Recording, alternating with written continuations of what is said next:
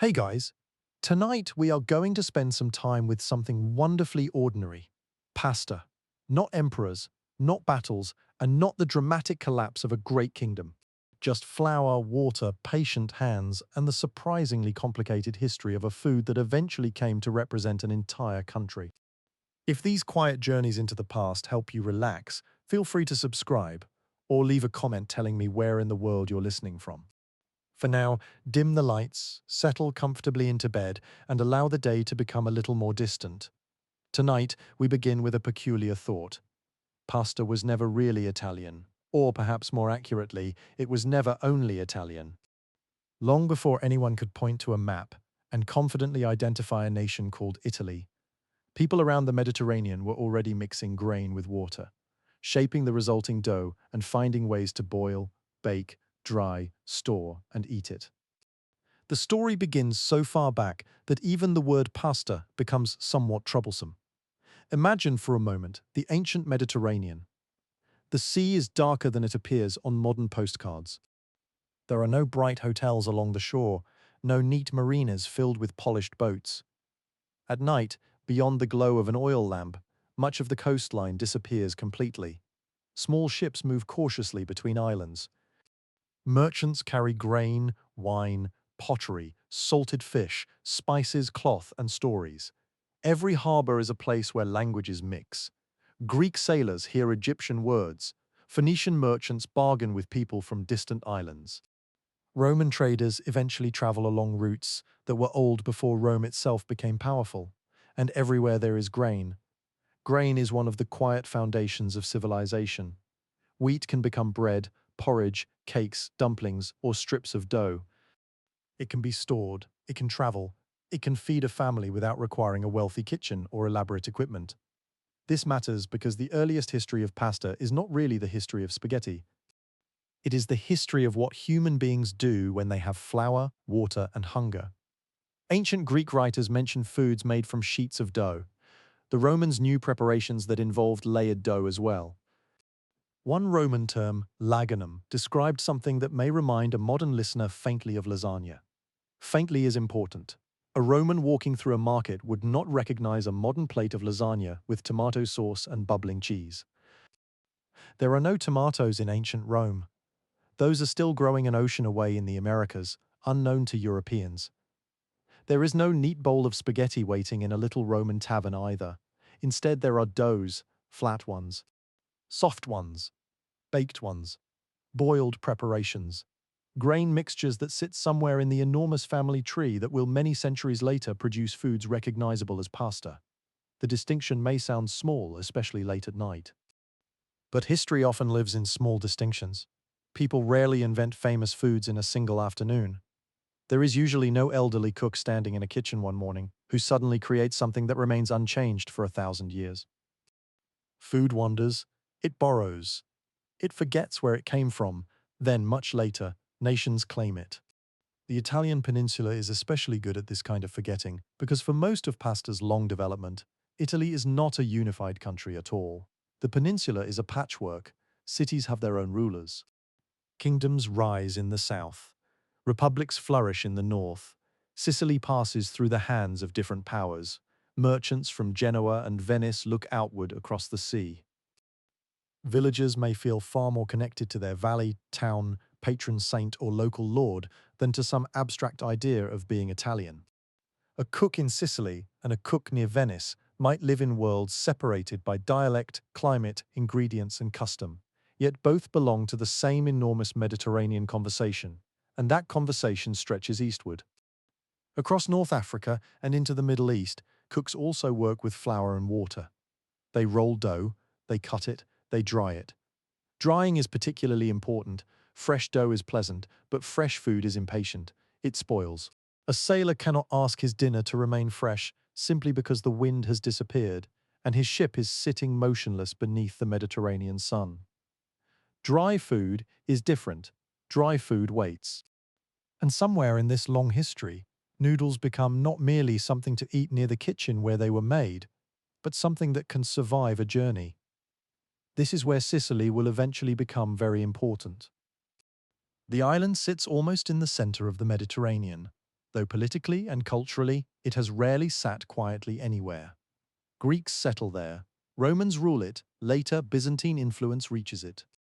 Then Muslim rulers arrive from North Africa during the medieval period, bringing Sicily into close contact with the sophisticated agricultural and culinary traditions of the Islamic Mediterranean. Fields change, markets change, language changes, food changes too.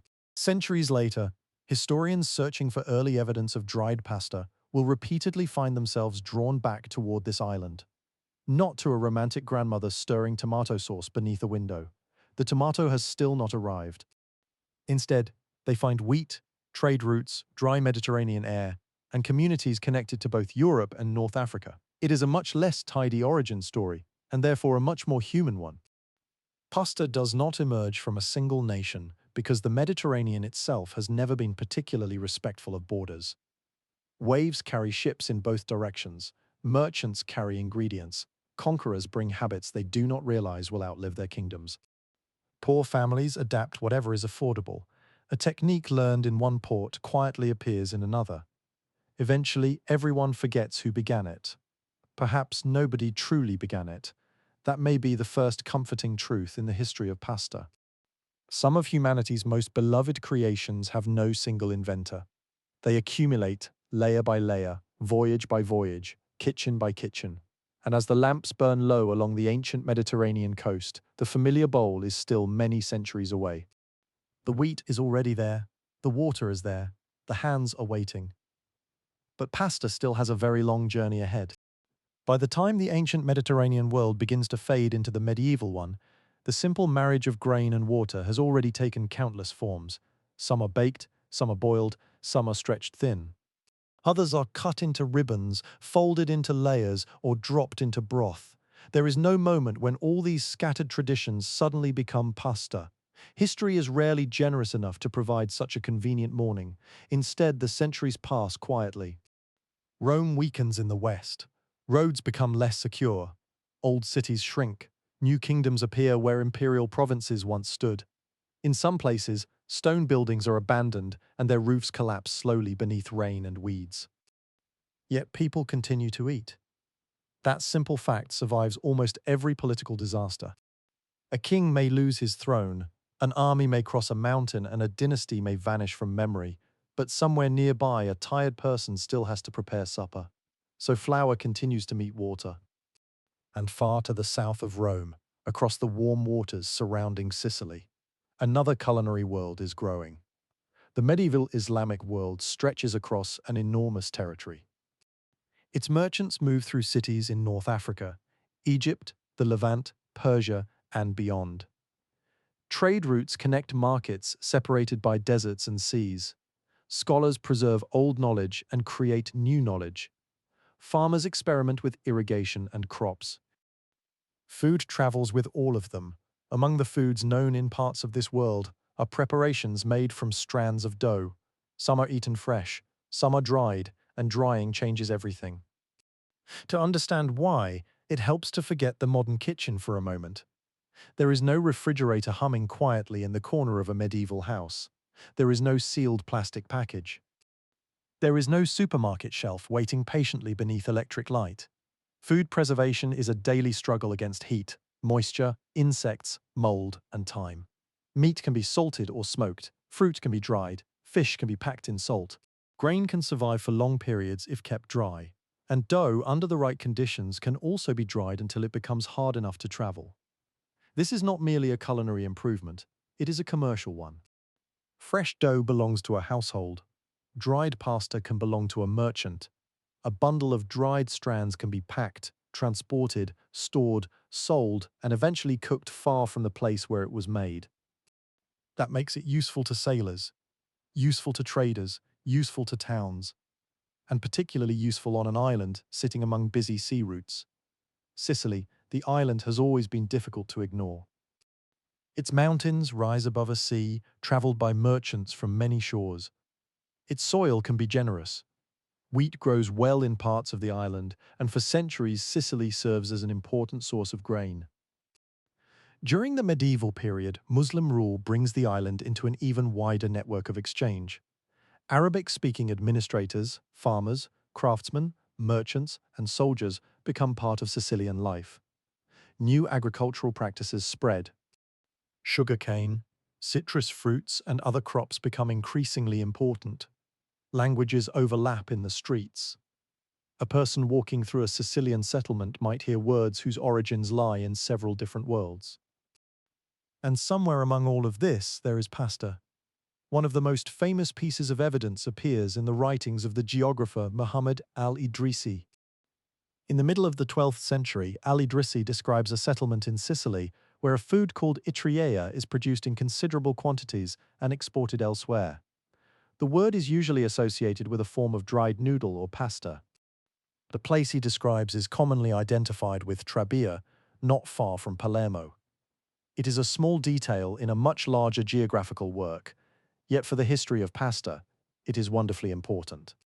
Because here, pasta is not merely being prepared for one evening's meal, it is being manufactured, it is being dried, it is being exported. Ships are carrying it away. One can almost see the scene without making it grander than it needs to be. Wheat arrives, flour dust settles on wooden surfaces. Hands work dough again and again. Outside Mediterranean light falls against pale walls. Strands dry in warm air. Nearby, someone complains about the price of grain. Someone else watches the harbour. A donkey refuses to cooperate. History continues in its usual manner, half important and half inconvenient. And the pasta waits until it is dry enough to travel. From Sicily, maritime routes stretch toward the Italian mainland, toward North Africa, and into the wider Mediterranean. The food moves with merchants rather than flags. This is one reason the question of whether pasta is truly Italian becomes so difficult. The modern desire for ownership asks a question that medieval people may not have understood in quite the same way. Was this food Arab, Sicilian, Mediterranean, Italian? The categories overlap badly. A Muslim cook in medieval Sicily might use wheat grown on the island, techniques connected to North Africa, utensils made by local craftsmen, and spices brought through distant ports. Several histories can exist in the same bowl. And Sicily itself changes rulers again. Norman forces conquer the island during the 11th century. But conquest does not erase every person, recipe, irrigation channel, word, or habit left by those who came before. The Norman rulers inherit a society of remarkable cultural mixture. Latin Christians, Greek Christians, Muslims, Jews, administrators, merchants, farmers, translators, and craftsmen live within the same broad political world. Arabic influence remains visible. So does Greek influence. So do older Sicilian traditions. The Norman court itself becomes famous for blending cultures. This is one of those historical moments when the neat boundaries drawn in later textbooks become wonderfully unhelpful. A palace may contain Latin, Greek, and Arabic inscriptions. A ruler may employ people from different religious and linguistic traditions. A kitchen may be even less interested in purity. Kitchens usually are. If something tastes good, feeds people, keeps well, and can be made from available ingredients, it tends to survive changes of government with impressive stubbornness. Pasta has precisely these qualities. And slowly, preparations resembling recognizable dried pasta become more common around the peninsula. Different regions develop different shapes and methods. The north has its own traditions, the south has others. Eggs appear more often in certain doughs where households can afford them and local customs favor them. In other places, hard durum wheat and water produce firm dough suited to drying. There is still no single Italian cuisine. There is barely an Italy in the modern sense. There are local cuisines: Sicilian food, Neapolitan food, Genoese food, Tuscan food, Venetian food, and beneath those labels are even smaller worlds. A town may prepare something differently from another town, only a day's journey away. A valley may have its own shape of dough. A family may insist that its method is correct for no better reason than the fact that a grandmother once said so. Such arguments, fortunately, are among humanity's most durable traditions. Yet, one famous pasta story must be dealt with before the journey goes any farther. Marco Polo. For generations, a popular tale claimed that Marco Polo brought pasta to Italy from China after his travels in Asia. It is a wonderful story. It has distant roads, mysterious lands, a famous traveller, and noodles. It is also misleading. Pasta-like foods are documented in the Mediterranean before Marco Polo returns from his travels. The Sicilian reference from al-Idrisi alone predates him by more than a century. This does not mean China has no great noodle tradition. Quite the opposite. Chinese noodle traditions are extremely old, diverse, and historically significant. Across Asia, people have created remarkable varieties of noodles from wheat, rice, buckwheat, and other ingredients. But similar foods do not always require a single line of invention. Human beings in different places can discover similar answers to similar problems.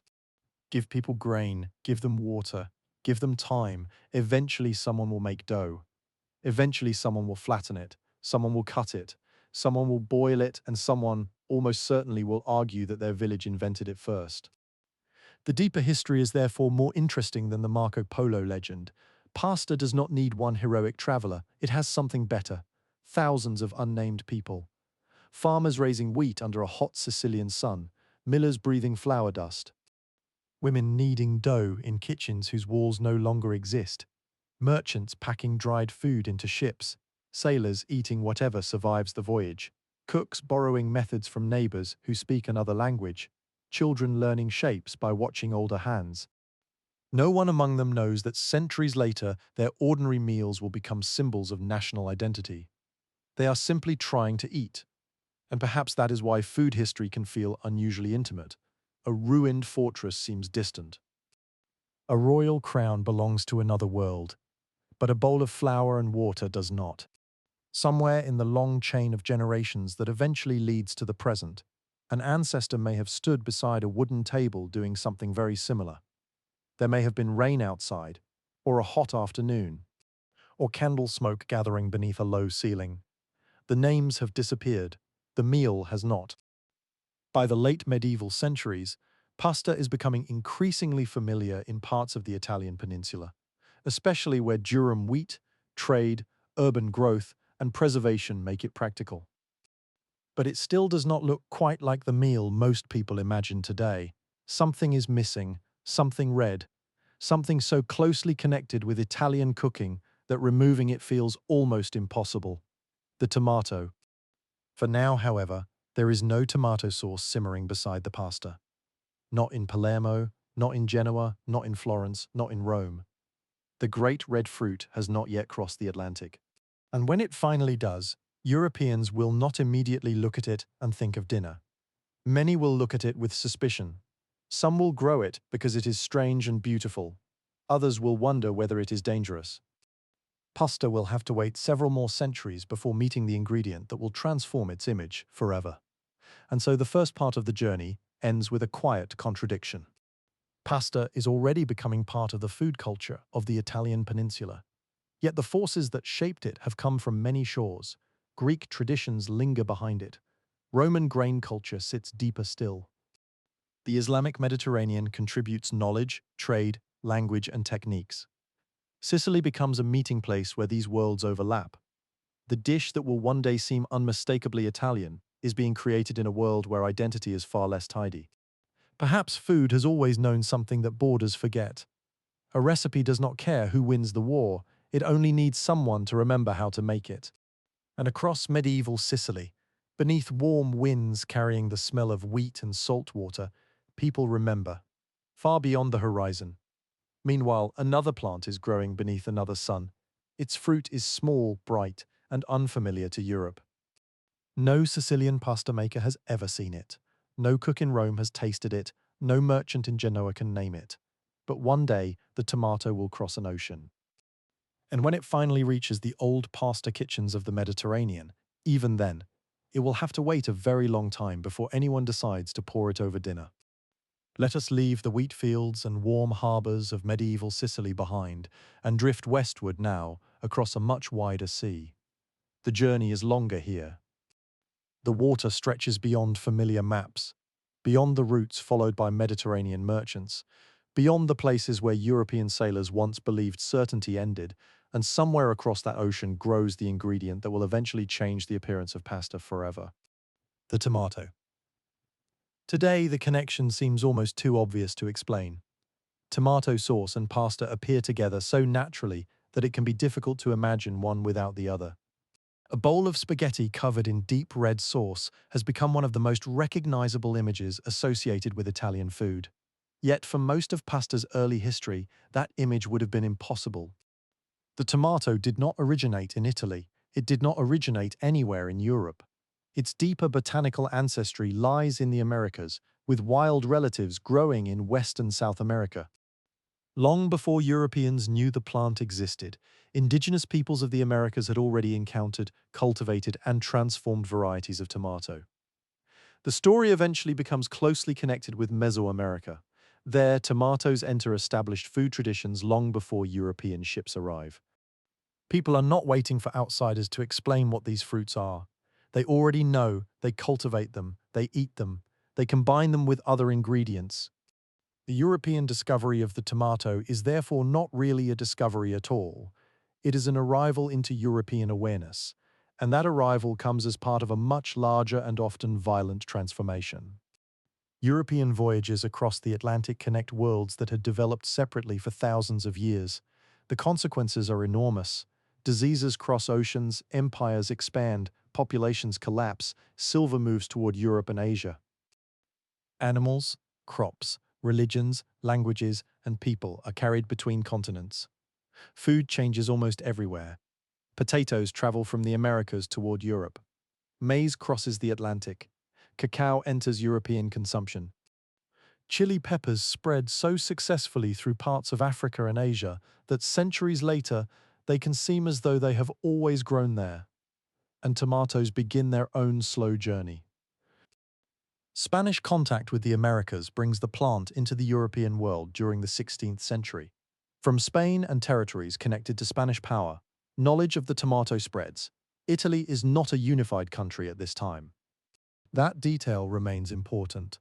The peninsula contains separate states and territories with different rulers, alliances, laws, and customs. Parts of the south are deeply tied to Spanish political power. So when new plants from the Americas arrive through Spanish networks, southern parts of the Italian peninsula are well placed to encounter them. But encountering a plant and putting it on pasta are two very different things. The first European reactions to tomatoes are cautious. The fruit belongs to the nightshade family. Europeans already know that some members of this botanical family can be poisonous. Belladonna, for example, has a dark reputation. So an unfamiliar plant producing bright fruits does not automatically inspire confidence. There are also practical questions. How should it be prepared? Should it be cooked? Should it be eaten raw? Is the fruit itself useful, or is the plant merely decorative? New foods often suffer from this problem. People do not simply taste ingredients, they interpret them through existing habits. A person raised on familiar grains, greens, onions, beans, cheeses, and meats may look at an unknown fruit and see no obvious place for it at the table. The tomato must first become culturally understandable. That takes time. Early European descriptions sometimes treat it as a curiosity. It may be grown in gardens, it may be admired. Its appearance is unusual enough to attract attention. But the distance between a garden curiosity and an everyday source is considerable. Meanwhile, pasta continues without it. In wealthy households, pasta can appear with ingredients that would seem strange beside modern expectations. Cheese is important. Butter appears in some regions. Sugar and sweet spices may be used in dishes that blur the modern boundary between savory and sweet.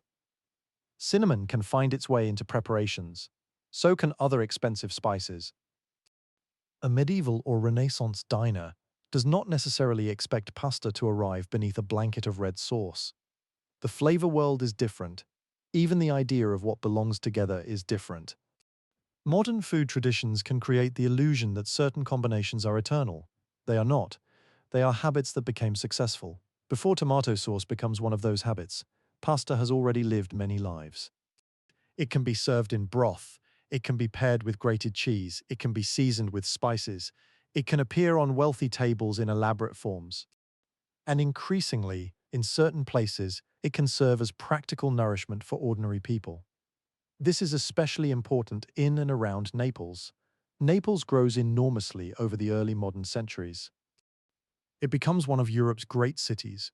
crowded and energetic, filled with nobles, workers, clergy, merchants, beggars, craftsmen, servants, sailors, and migrants from the surrounding countryside.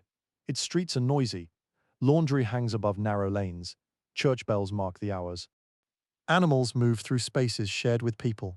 Smoke escapes from workshops and kitchens. The smell of the sea mingles with refuse, bread, fish, sweat, and cooking fires. A city this large has a simple problem. It must eat every day, again and again. Feeding wealthy households is one matter. Feeding a huge population of ordinary urban people is another. Food must be relatively affordable. It must be filling. It must be available. And ideally, it should not require a private palace kitchen to prepare. For a time, foods such as leafy vegetables are strongly associated with the diet of poorer Neapolitans, but pasta gradually becomes more important. Several changes help this happen. Production methods improve. Tools make pasta easier to manufacture in larger quantities. Durum wheat can be transformed into dough and shaped more efficiently. Drying remains crucial. The climate of southern Italy offers useful conditions in places where the balance of sun, wind, and humidity can help pasta dry properly. The result is a food that stores well and can be sold in an urban market. Pasta begins to move away from being merely one food among many. It becomes a powerful answer to hunger, and the people eating it do not always behave with the ceremony expected at a modern restaurant. Long pasta can be sold as street food. It can be eaten with the hands. A person lifts strands upward, tilts the head back, and lowers the pasta into the mouth. There is something wonderfully direct about it. No polished table, no careful arrangement, no concern about whether the sauce has been paired with the correct shape, just hunger and food. Travelers notice. Visitors describe the pasta-eating habits of Naples. The city's poorer residents become strongly associated with macaroni. The word macaroni itself has a broad and shifting history, and it does not always refer precisely to the elbow-shaped pasta, familiar in some modern kitchens. Names change, meaning, shapes vary. Language is nearly as difficult to preserve as food, but the association grows. Naples and pasta begin to belong together in the European imagination. Still, the tomato waits. By the 17th century, tomatoes are becoming more established as edible ingredients in parts of Europe. Recipes involving tomato sauces begin to appear. The process is gradual. A cook does not wake one morning and announce that centuries of culinary uncertainty have ended. Instead, the fruit enters kitchens one preparation at a time. It is chopped, cooked, combined with onions or herbs, seasoned, observed, tasted again. Perhaps someone likes it, perhaps someone else does not. The next generation grows up finding it slightly less strange. This is how unfamiliar foods become ordinary. Fear fades into habit. Habit becomes tradition. Tradition becomes identity. Eventually, people forget there was ever a time before it. The tomato has several qualities that make its future success understandable. It grows well in the warm Mediterranean climate. It can produce generously. Its acidity brings brightness to otherwise simple dishes. When cooked, it softens into something that can coat other foods. It works with olive oil, it works with garlic, it works with herbs, and eventually it works beautifully with pasta. But the famous meeting takes time. The earliest written evidence for pasta served with tomato sauce appears much later than the first European arrival of tomatoes. This long delay is worth lingering over. For generation after generation, both ingredients exist in the same broad geographical world without becoming the inseparable couple imagined today. Pasta is there, tomatoes are there, yet history has not quite introduced them properly. It is a little like two people living on neighboring streets for years without meeting. The conditions must be right. Tomatoes must become accepted as food. They must become affordable and common enough to enter ordinary cooking. Cooks must learn how to prepare them well. Pasta must become increasingly central to the diets of urban populations, and the culinary culture surrounding both ingredients must change. When that happens, southern Italy becomes particularly important. Tomato sauce has an obvious advantage for people eating inexpensive pasta. It turns a plain bowl into something richer in flavor without necessarily requiring expensive meat. A little oil, tomato, perhaps garlic or herbs, and pasta can produce a deeply satisfying meal. For poor households, such combinations matter. The history of cuisine is often written through royal banquets because wealthy people leave documents. Their cooks write books. Their households keep records. Their celebrations attract chroniclers. But many of the foods later celebrated as national treasures owe just as much to people who could not afford elaborate dinners. Necessity is an excellent cook. It wastes little. It learns which cheap ingredients can be transformed by time. It learns how to stretch flour, how to preserve vegetables, how to use yesterday's bread, how to make a small amount of strong flavor travel through a large amount of inexpensive food. The people of Naples do not need to know they are helping create an international symbol. They need supper. And slowly the bowl becomes red. Not everywhere, not immediately, but enough. Tomatoes simmer until their flesh breaks down, oil glistens on the surface. The smell changes as water evaporates, the sharp raw scent becomes deeper and sweeter. Perhaps garlic sits nearby. Perhaps herbs are added.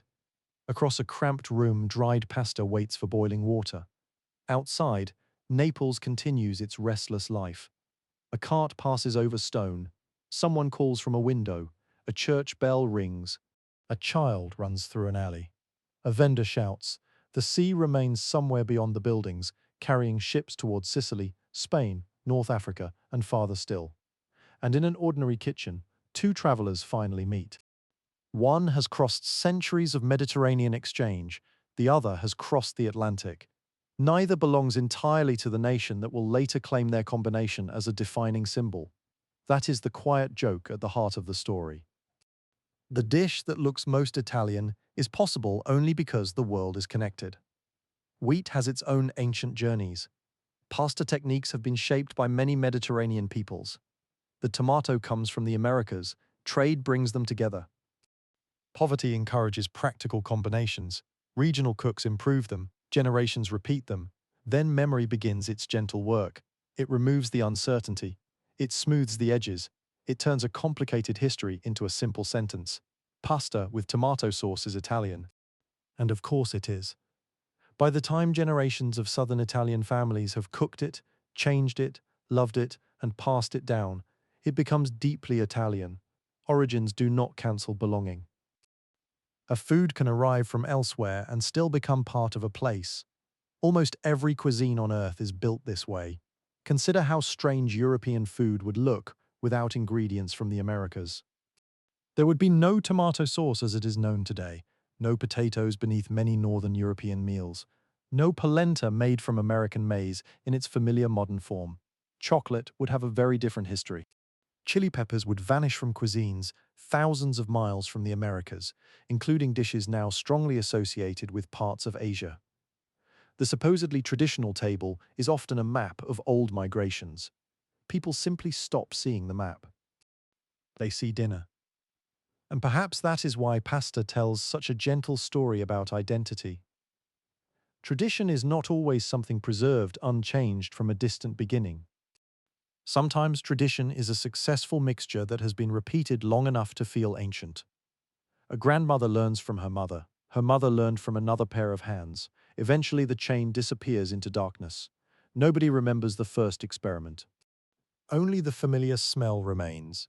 By the 18th century, the pieces are increasingly falling into place in southern Italy. Pasta production is expanding. Naples is becoming famous for its macaroni eaters. Tomatoes are no longer merely suspicious visitors from across the Atlantic.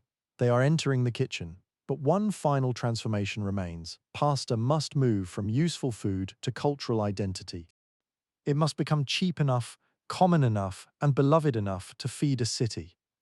And in doing so, it will become closely associated with people who have very little money and very large appetites. So the journey moves onward, away from botanical gardens and curious imported fruits, down toward crowded streets, toward boiling pots and drying racks, toward children waiting for food, toward workers eating with their hands, toward Naples, where poverty will do something kings and merchants never quite managed. It will help turn pasta into the food of a people. Now the story settles into Naples.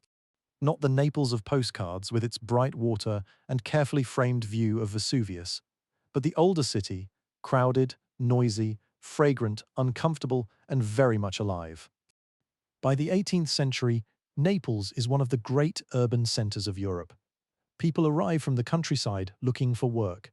Noble families maintain enormous households. Priests, servants, craftsmen, sailors, merchants, beggars, children, soldiers, widows, laborers, and street sellers move through the same narrow spaces. The city seems almost to breathe. In the morning, shutters open above the lanes, voices descend from windows. Water splashes onto stone. Bakers begin their work before much of the city is awake. Later comes the smell of fish, then vegetables, then smoke, then animals, then refuse, then food again. Everything mixes. And above it all, when the weather is clear, Vesuvius waits. The mountain is not merely scenery. It is a presence. People live beneath it, argue beneath it, marry beneath it, sell food beneath it, and occasionally look toward it with the uneasy knowledge that the earth itself is not entirely dependable. Yet daily life has little patience for geological anxiety. Rent must be found, bread must be bought, children must be fed. For poorer Neapolitans, the question of food is immediate. A wealthy household can afford variety. A poor household needs calories. This is where pasta becomes powerful. Dried pasta has qualities almost perfectly suited to a large, crowded city. It can be stored, it can be transported, it is filling. It can be prepared with relatively little equipment. Most importantly, improvements in production are gradually making it cheaper. Earlier pasta making requires considerable physical work. The dough made from hard wheat can be stubborn. It must be kneaded thoroughly. Over time, mechanical devices help producers work larger quantities of dough with greater efficiency. Presses also allow dough to be forced through shaped openings. The principle is wonderfully simple. Push dough through a particular opening and it emerges in a particular form. Long strands, short tubes, thicker pieces, thinner ones. The growing pasta industry begins to turn flour and water into food on a scale that an individual household could never easily match. Then the pasta must dry. This stage is more delicate than it sounds. Too much moisture and the pasta may spoil. Too much heat and the outside can dry too quickly, while the inside remains wrong. The maker needs air, warmth, and time. Southern Italy provides useful conditions, but experience still matters. Pasta makers learn to read the weather. A breeze is not merely a breeze, humidity is not merely discomfort. The air itself becomes part of production. In places around the Bay of Naples, pasta hangs to dry. Long strands appear in rows. They sway gently. Sunlight catches their pale surfaces. A person walking past might see what looks almost like laundry made from wheat, and gradually more of this food reaches the streets. The poorest Neapolitans become so closely associated with pasta that observers begin using a nickname connected with macaroni. Before this transformation, poor people in the city had sometimes been associated with vegetable eating. Now pasta becomes a defining food. This is not because everyone suddenly develops a refined culinary philosophy. It is because pasta makes economic sense. A hungry worker can buy some, a street seller can prepare it. A family can stretch a small amount of money into something substantial. Cheese can be added when available. Other seasonings can appear. And increasingly, tomato sauce offers another inexpensive source of flavor. The meal begins to look more familiar. But the manner of eating might not. Forks exist, of course, but poorer street diners do not necessarily require them. Long strands can be lifted with the fingers. The eater raises the hand, the head tilts backward, the pasta descends. There is no embarrassment. Why should there be? The point is to eat while the food is warm. Foreign visitors find the spectacle memorable. To them, Naples can seem theatrical. Its streets contain activities that wealthier Northern Europeans expect to happen indoors. Cooking spills outward, conversation spills outward, arguments spill outward, meals spill outward. Private life is difficult to keep private when families live closely together. So the visitor sees people eating pasta openly and turns the scene into a story about Naples. Some descriptions are amused, others are condescending. Travelers often mistake poverty for entertainment, yet behind the picturesque image is a practical reality. Pasta is helping people survive. Not survive in the dramatic sense of a battlefield or shipwreck, survive in the quieter sense. One meal, then another, 1 week, then another. A parent divides what is available. A laborer spends a small coin. A child waits beside a cooking pot. A vendor hopes to sell enough before evening. History is full of these small calculations. They rarely enter paintings. They rarely appear in royal chronicles. But they determine how most people actually live. And poor Neapolitans begin doing something remarkable without intending to. They are changing pasta's social meaning. A food that could once appear in elite kitchens becomes deeply associated with ordinary urban life.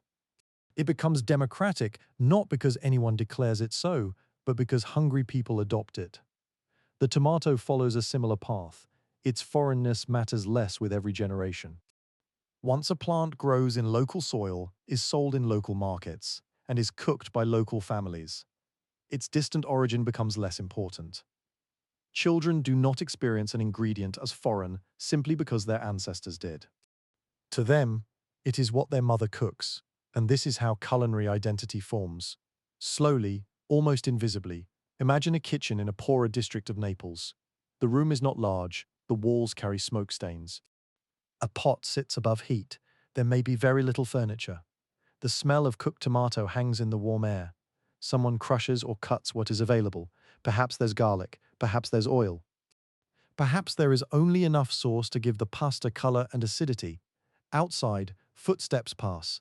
A neighbor calls, somewhere a baby cries, somewhere else a song begins and stops. The pasta enters boiling water. Nothing about the moment appears historically important. That is precisely the point.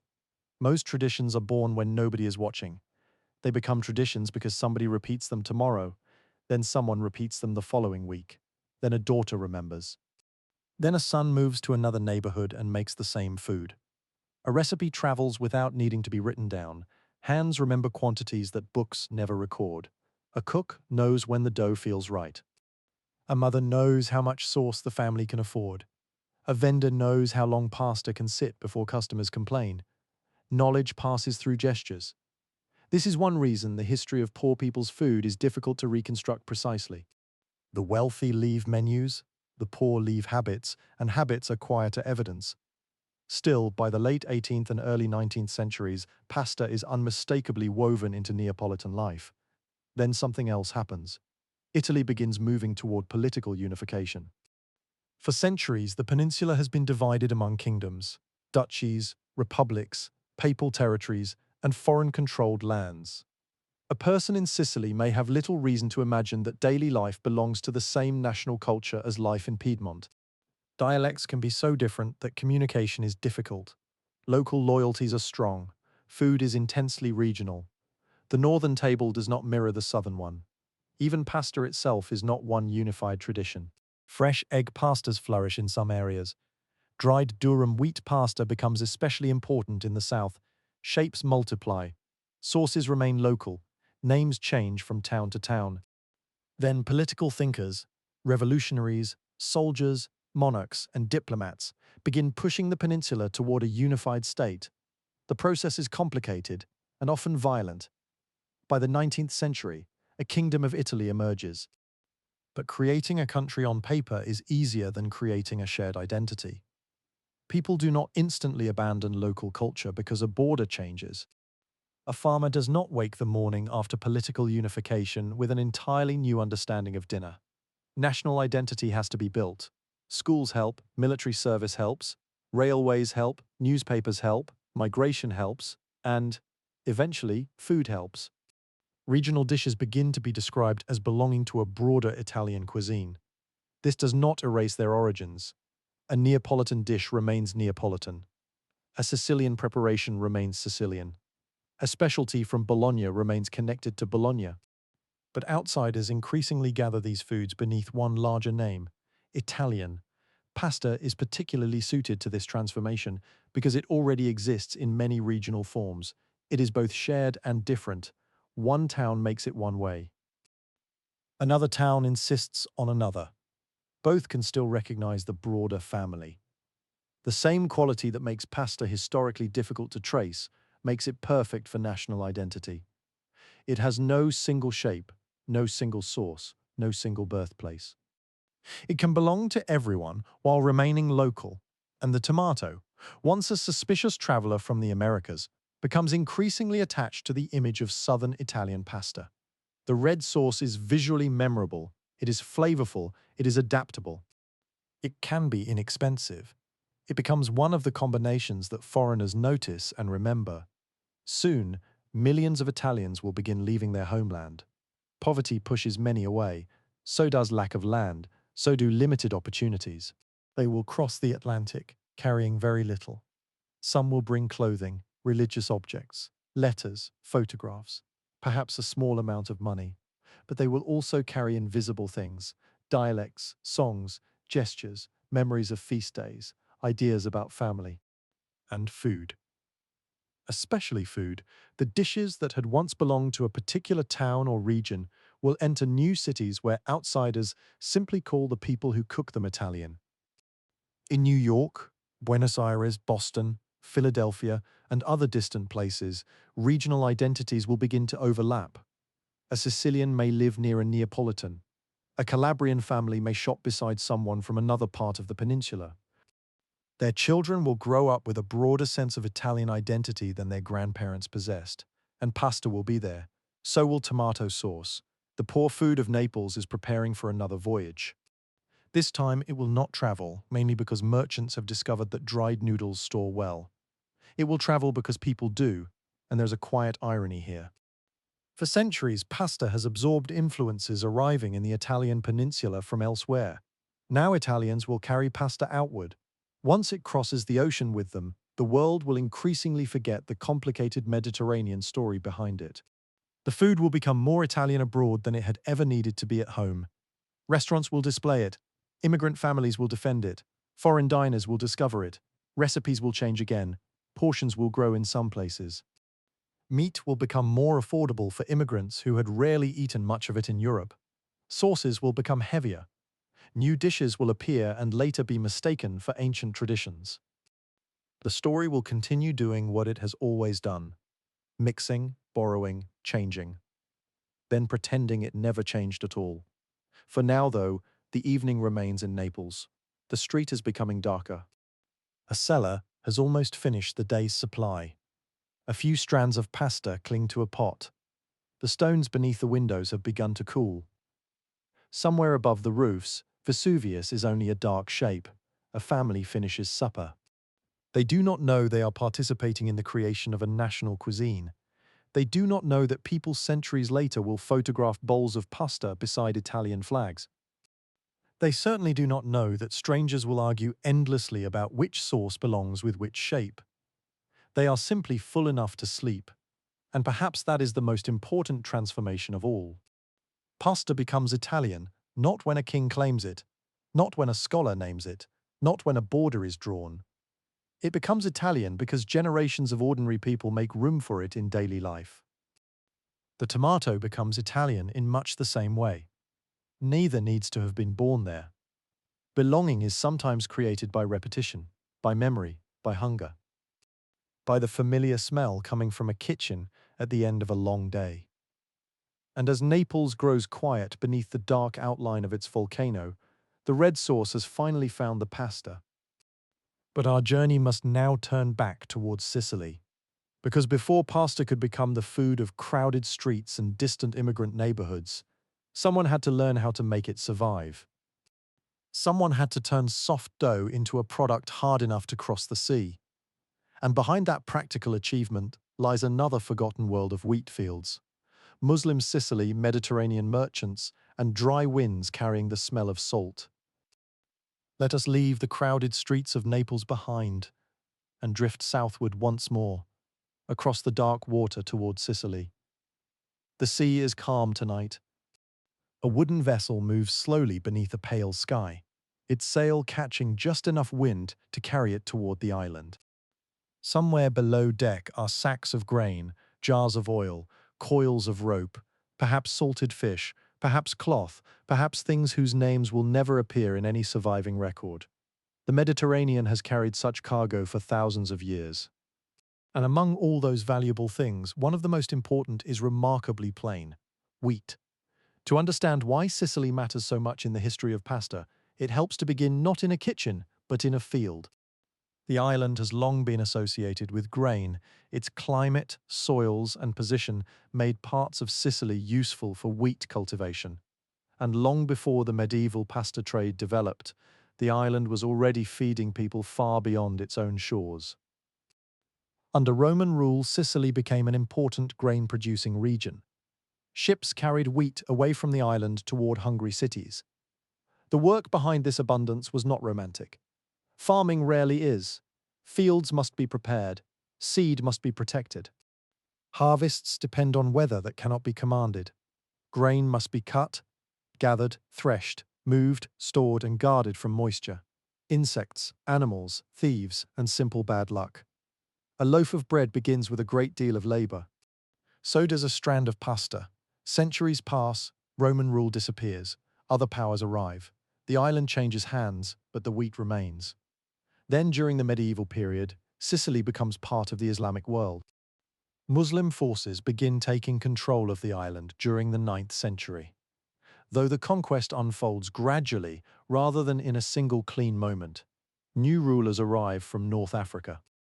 So do settlers, administrators, soldiers, merchants, farmers, scholars, craftsmen, and religious communities.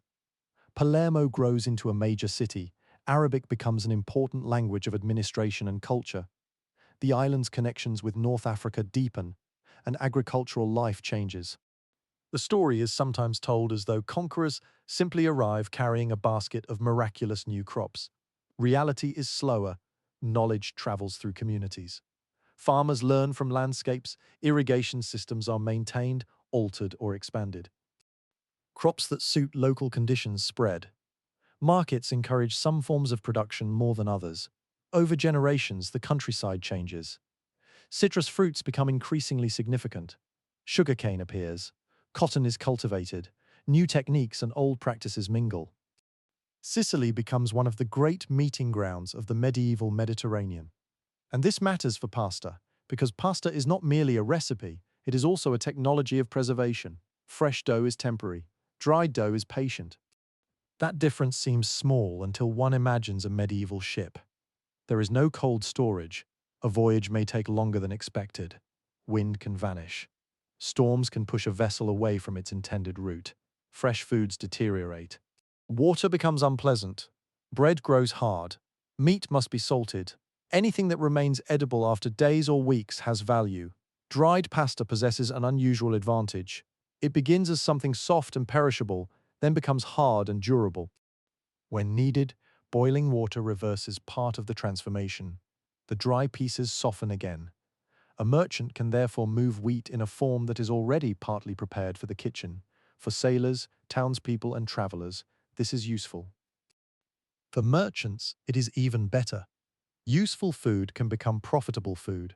By the 12th century, there is clear evidence that something very close to dried pasta is being produced commercially in Sicily. The description left by the geographer al-Idrisi is brief, compared with the importance later generations will give it. He writes about a settlement near Palermo associated with the production of itriae, a dried food made from dough and exported in considerable quantities. The exact world behind that word is distant now. One must be careful not to imagine a modern factory. There are no stainless steel machines, no electric motors, no identical packages moving along a belt. Production is physical, hands matter, wood matters, sun and air matter. Imagine flour being brought into a workspace. It settles everywhere, on clothing, on hair, along cracks in wooden surfaces. Water is added, the dough grows heavy beneath the hands. Durum wheat can produce a firm mixture. It resists.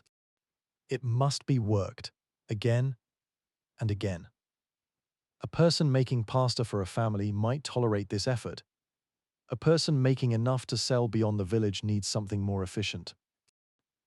Over the centuries, pasta production develops tools and methods for kneading and shaping larger amounts, but in the earlier world, much of the labor remains stubbornly human. The dough is shaped into strands or other forms. Then comes the crucial waiting, drying. The pasta cannot simply be abandoned beneath the sun. The maker must pay attention to conditions. Warmth helps, Air movement helps, but the process must happen properly. The outer surface and inner dough must lose moisture in a way that leaves the product stable enough to store.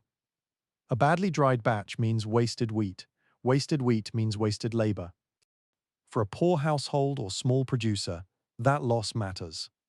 So knowledge develops quietly, not the kind written in universities, the kind stored in fingers. A maker touches the dough and knows something about its condition.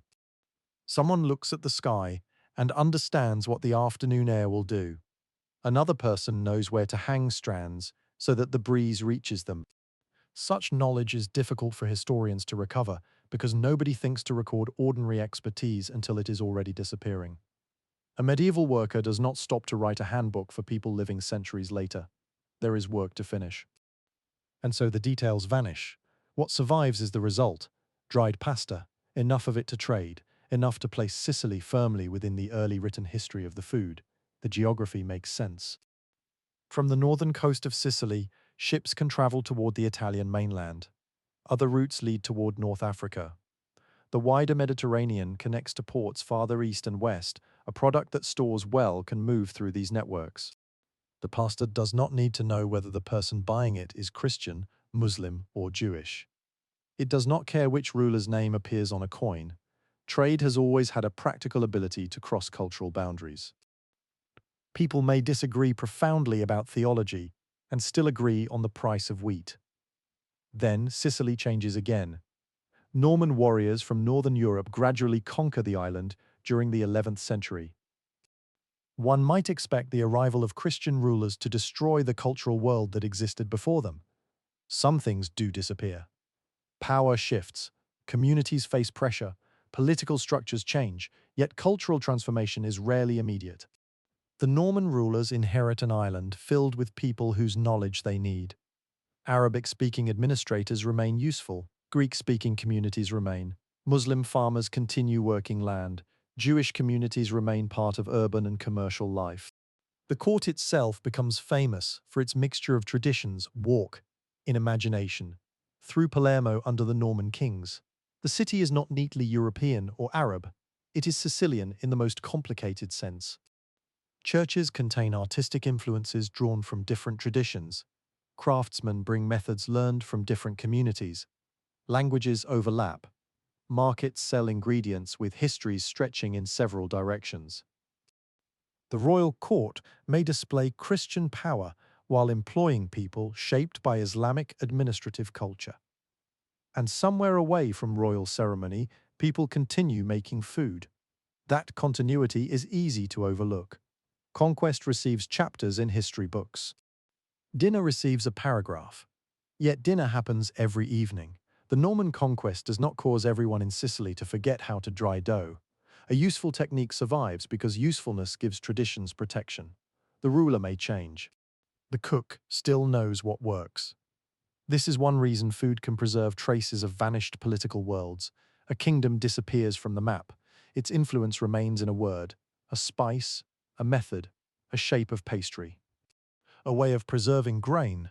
Centuries later, people may use the technique without knowing whose hands first taught it to their ancestors.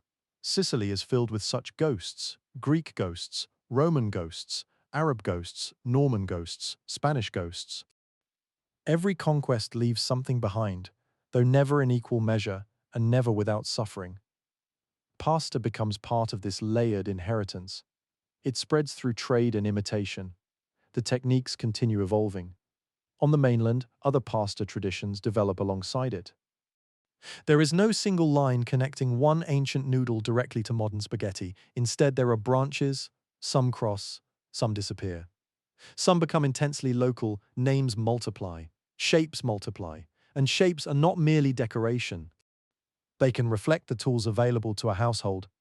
A dough rolled by hand behaves differently from dough pressed through a die. A ribbon can hold one kind of preparation. A hollow tube behaves differently in sauce. Small pieces work well in soups. Stuffed forms turn pasta into a container. The imagination of cooks begins working on a material that is almost absurdly simple: flour, water, sometimes eggs. From these hundreds of forms eventually emerge twists, tubes. Ribbons, shells, strands, little ears, tiny dumpling-like pieces, pockets filled with cheese or meat. Some shapes become famous across the world, others remain stubbornly regional. A traveler can cross only a short distance and encounter a pasta that barely appears beyond the surrounding area. This is not inefficiency, it is identity. Before modern transport makes food more uniform, local dishes grow from local conditions. A town cooks what its farmers produce. It uses the tools its craftsmen make. It follows feast days, fasting customs, and religious rules. It responds to poverty and abundance. A coastal settlement does not eat exactly like a mountain village. A wealthy city does not eat exactly like the countryside surrounding it, and a grandmother does not necessarily cook exactly like the grandmother in the next valley. Pasta becomes a canvas for all these differences. Yet beneath them is the same practical miracle. Grain can be transformed into something durable, something transportable, something that waits quietly on a shelf until hunger arrives. That may sound less exciting than stories about explorers bringing noodles home from China. There is no single hero, no dramatic discovery, no moment when someone lifts a strand toward the heavens and realizes history has changed. There are only workers, millers, farmers, cooks, merchants, sailors, people whose names are lost, but perhaps that is more appropriate. Pasta is ultimately a food of repetition. Its history should belong to people who repeated small tasks. The farmer walking the field, the miller checking grain, the worker kneading dough, the woman cutting pieces at a table, the child helping carry something outside to dry, the merchant inspecting a shipment, the sailor eating from a bowl while the deck shifts beneath his feet. One generation disappears, another takes its place. The method remains. And slowly, without ceremony, dried pasta becomes ordinary enough that nobody needs to explain why it exists. That is the moment when an invention truly wins. Not when people marvel at it, when they stop marveling.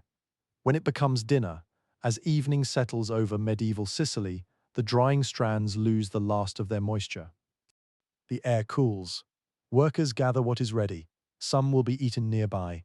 Some will be sold in Palermo. Some may travel farther, packed aboard ships whose names have vanished completely. The harbour grows darker. Ropes tighten against wooden posts. Water moves gently against hulls. A merchant checks his cargo one final time. Among more glamorous goods, the dried pasta looks unimpressive, pale, hard, quiet, yet it carries within it an answer to one of humanity's oldest problems. How can the harvest be made to wait? How can summer's wheat feed someone far away? Much later, drying provides the answer. And because the pasta can wait, it can travel. Because it can travel, it can spread. Because it can spread, every place it reaches can change it. That is how pasta becomes larger than Sicily, not through a declaration, through movement. The forgotten pasta makers of the island do not create Italian cuisine in a single act. They do something smaller and, in the end, more important. They help make pasta portable. And tomorrow, when another ship leaves the Sicilian coast, some of those dry strands will leave with it. The ship leaves the Sicilian coast with the morning tide. There is no ceremony, no crowd gathers to watch. A few gulls circle above the harbour, crying into the pale air, while sailors loosen ropes and the wooden hull turns slowly toward open water. Among the cargo are ordinary things: grain, oil, perhaps wine, perhaps cloth.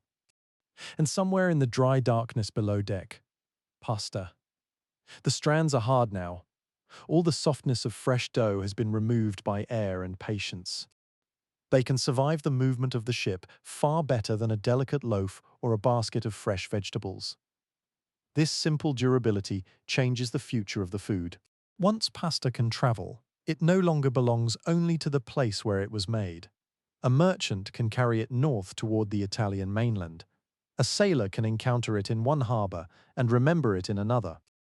A cook can taste something unfamiliar, return home, and attempt a version using local flour. The result will not be identical.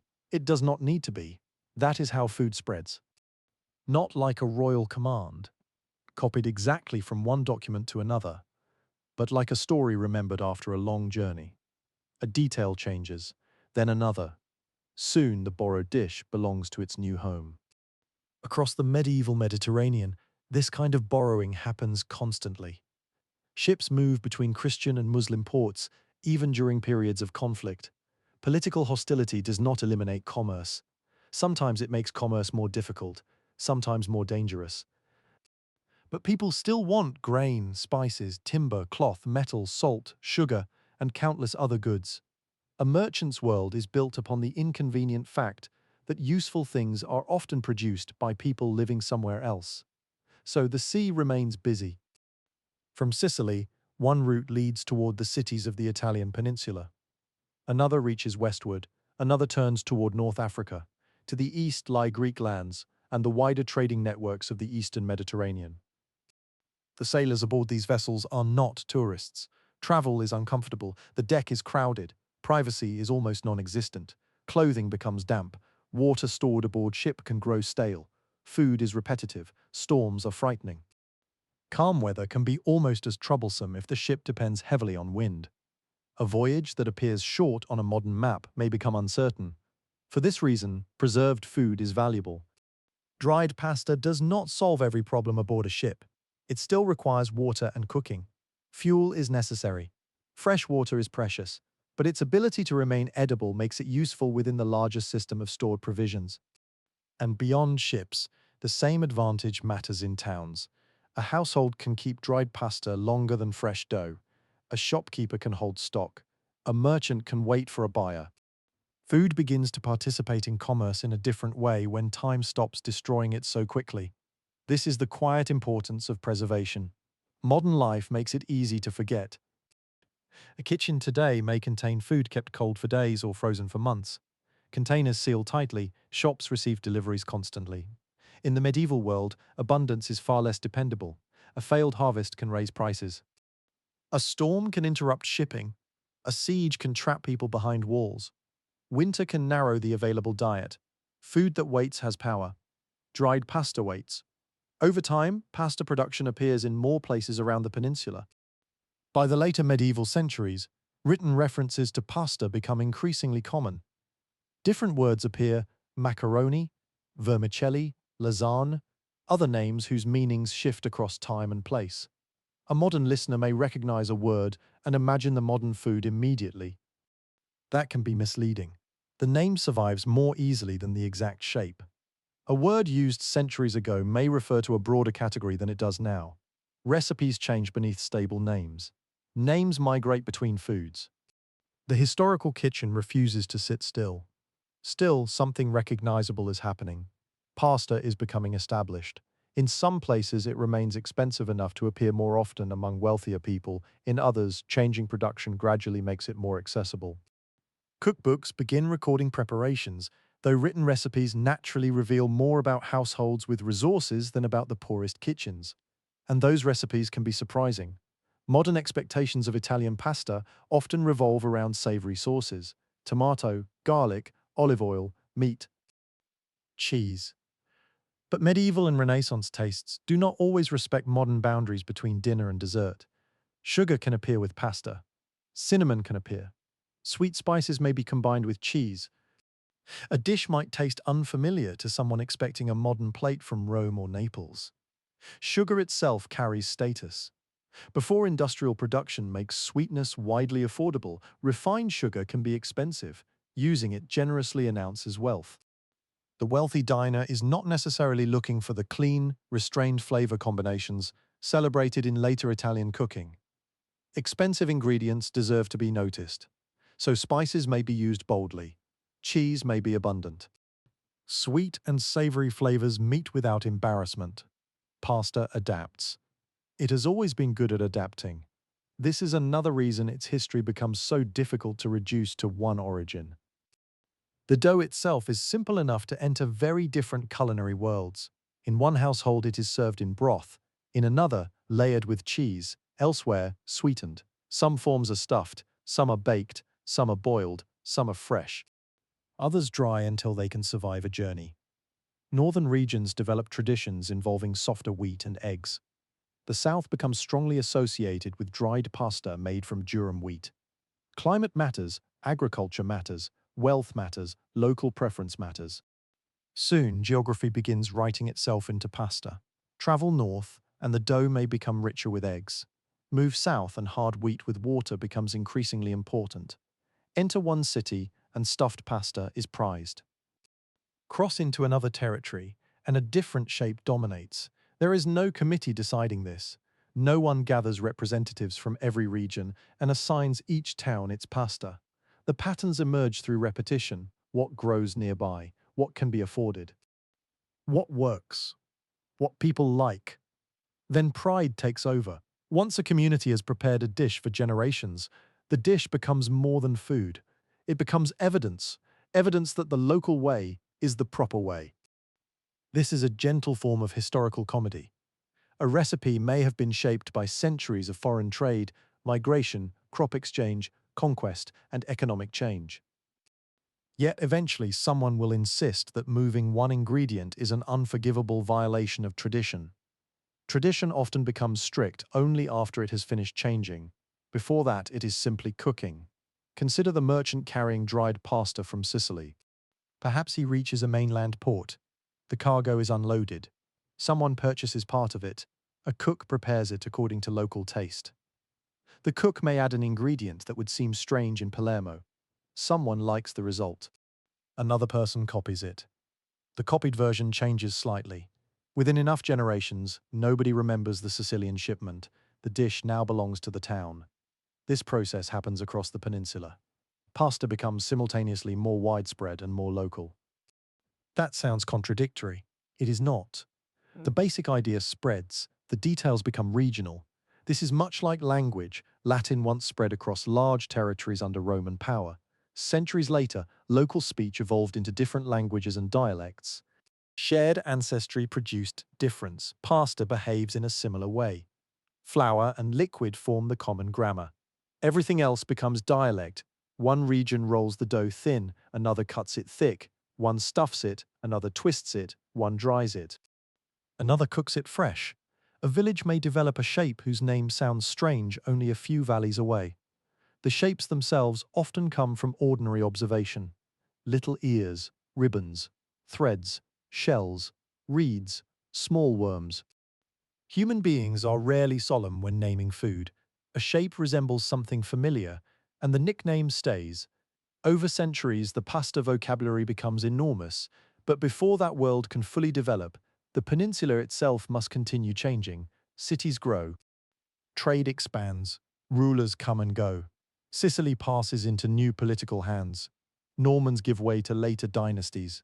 Connections with mainland kingdoms deepen. Foreign powers compete for influence. The island remains strategically valuable because geography has placed it in the middle of other people's ambitions. Ordinary Sicilians continue paying the price for decisions made in distant courts. Taxes change, land ownership shifts, harvests succeed or fail, people migrate, and wheat continues growing. The pasta makers continue working. Their occupation changes with technology. Eventually, stronger presses make it possible to force dense dough through metal dies more efficiently. The shapes become more regular. Production can increase. In places that develop reputations for pasta making, the craft becomes part of the local economy. Some towns have particularly useful climatic conditions for drying. The combination of humidity, sea air, and mountain breezes can be turned into an advantage by people who understand it. Later, places near Naples will become famous for this. But the underlying principle remains the same as it was in medieval Sicily. Make dough, shape it, remove enough moisture, let time become an ally rather than an enemy. This ability to store pasta has another consequence. It helps separate production from consumption. Fresh pasta ties maker and eater closely together. Someone makes it. Soon afterwards, someone eats it. Dried pasta can place distance between those moments. The maker may never meet the eater. The pasta can wait in a storeroom, cross a sea, pass through several merchants, sit on a market stall, then finally enter a pot in a kitchen, far from the field where its wheat grew. That is the beginning of a food system that feels surprisingly modern. Not modern in machinery, not modern in speed, but modern in distance. A person can eat something produced by strangers far away. And once that becomes normal, regional foods can become commodities. Pasta can spread farther, production can specialize. Some communities become known for making it, others become known for particular preparations. The network grows. Yet through all this expansion, the actual meal remains wonderfully small. A bowl, steam, a hungry person, perhaps grated cheese, perhaps broth, perhaps spices, later tomato. History can build enormous systems merely to place something warm in one person's hands.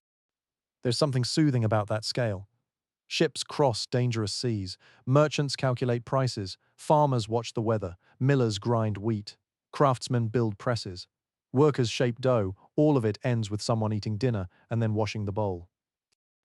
By the early modern period, pasta has become too established on the Italian peninsula to require an exotic origin story.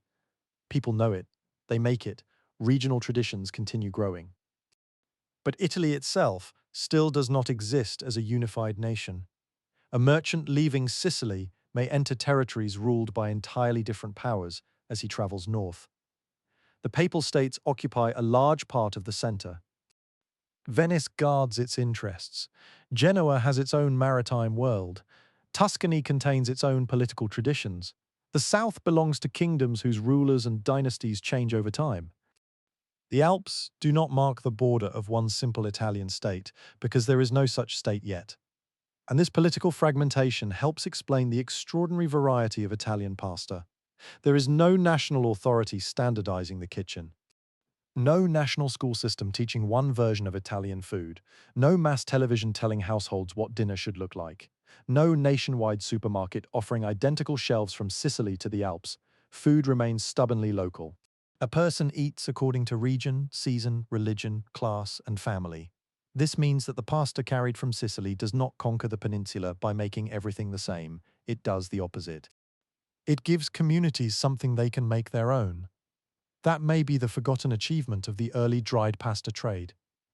The important thing is not that Sicily invented every form of pasta. It did not. Nor is it necessary to pretend that one community created the entire tradition. The history is richer without such claims. Sicily's importance lies in its position at a crossroads, a place where wheat, climate, trade, and cultures meet. A place where written evidence shows dried pasta being produced for export surprisingly early. A place where techniques connected with the wider Mediterranean can become rooted in European soil. The island does not stand at the beginning of a straight road. It stands at an intersection. And intersections are where food history usually becomes interesting. The final light fades from the sea. Our imaginary merchant ship has reached another harbour. The sailors lower the sail. Ropes are thrown toward shore. Cargo begins to move. One bundle of dried pasta passes from a sailor's hands to a merchant on the quay. Neither man knows where the food's journey will end. Perhaps only a few streets away. Perhaps in another town. Perhaps the merchant will sell it quickly and forget it before morning. But the method travels with the product. People see. People taste. People imitate. That is enough. The dried strands have crossed the sea. They have survived, and because they survive, pasta is free to become hundreds of different things. Now we move away from the harbour and toward a peninsula divided by mountains, borders, dialects, and old rivalries. There is still no single Italian nation. There is certainly no single Italian cuisine.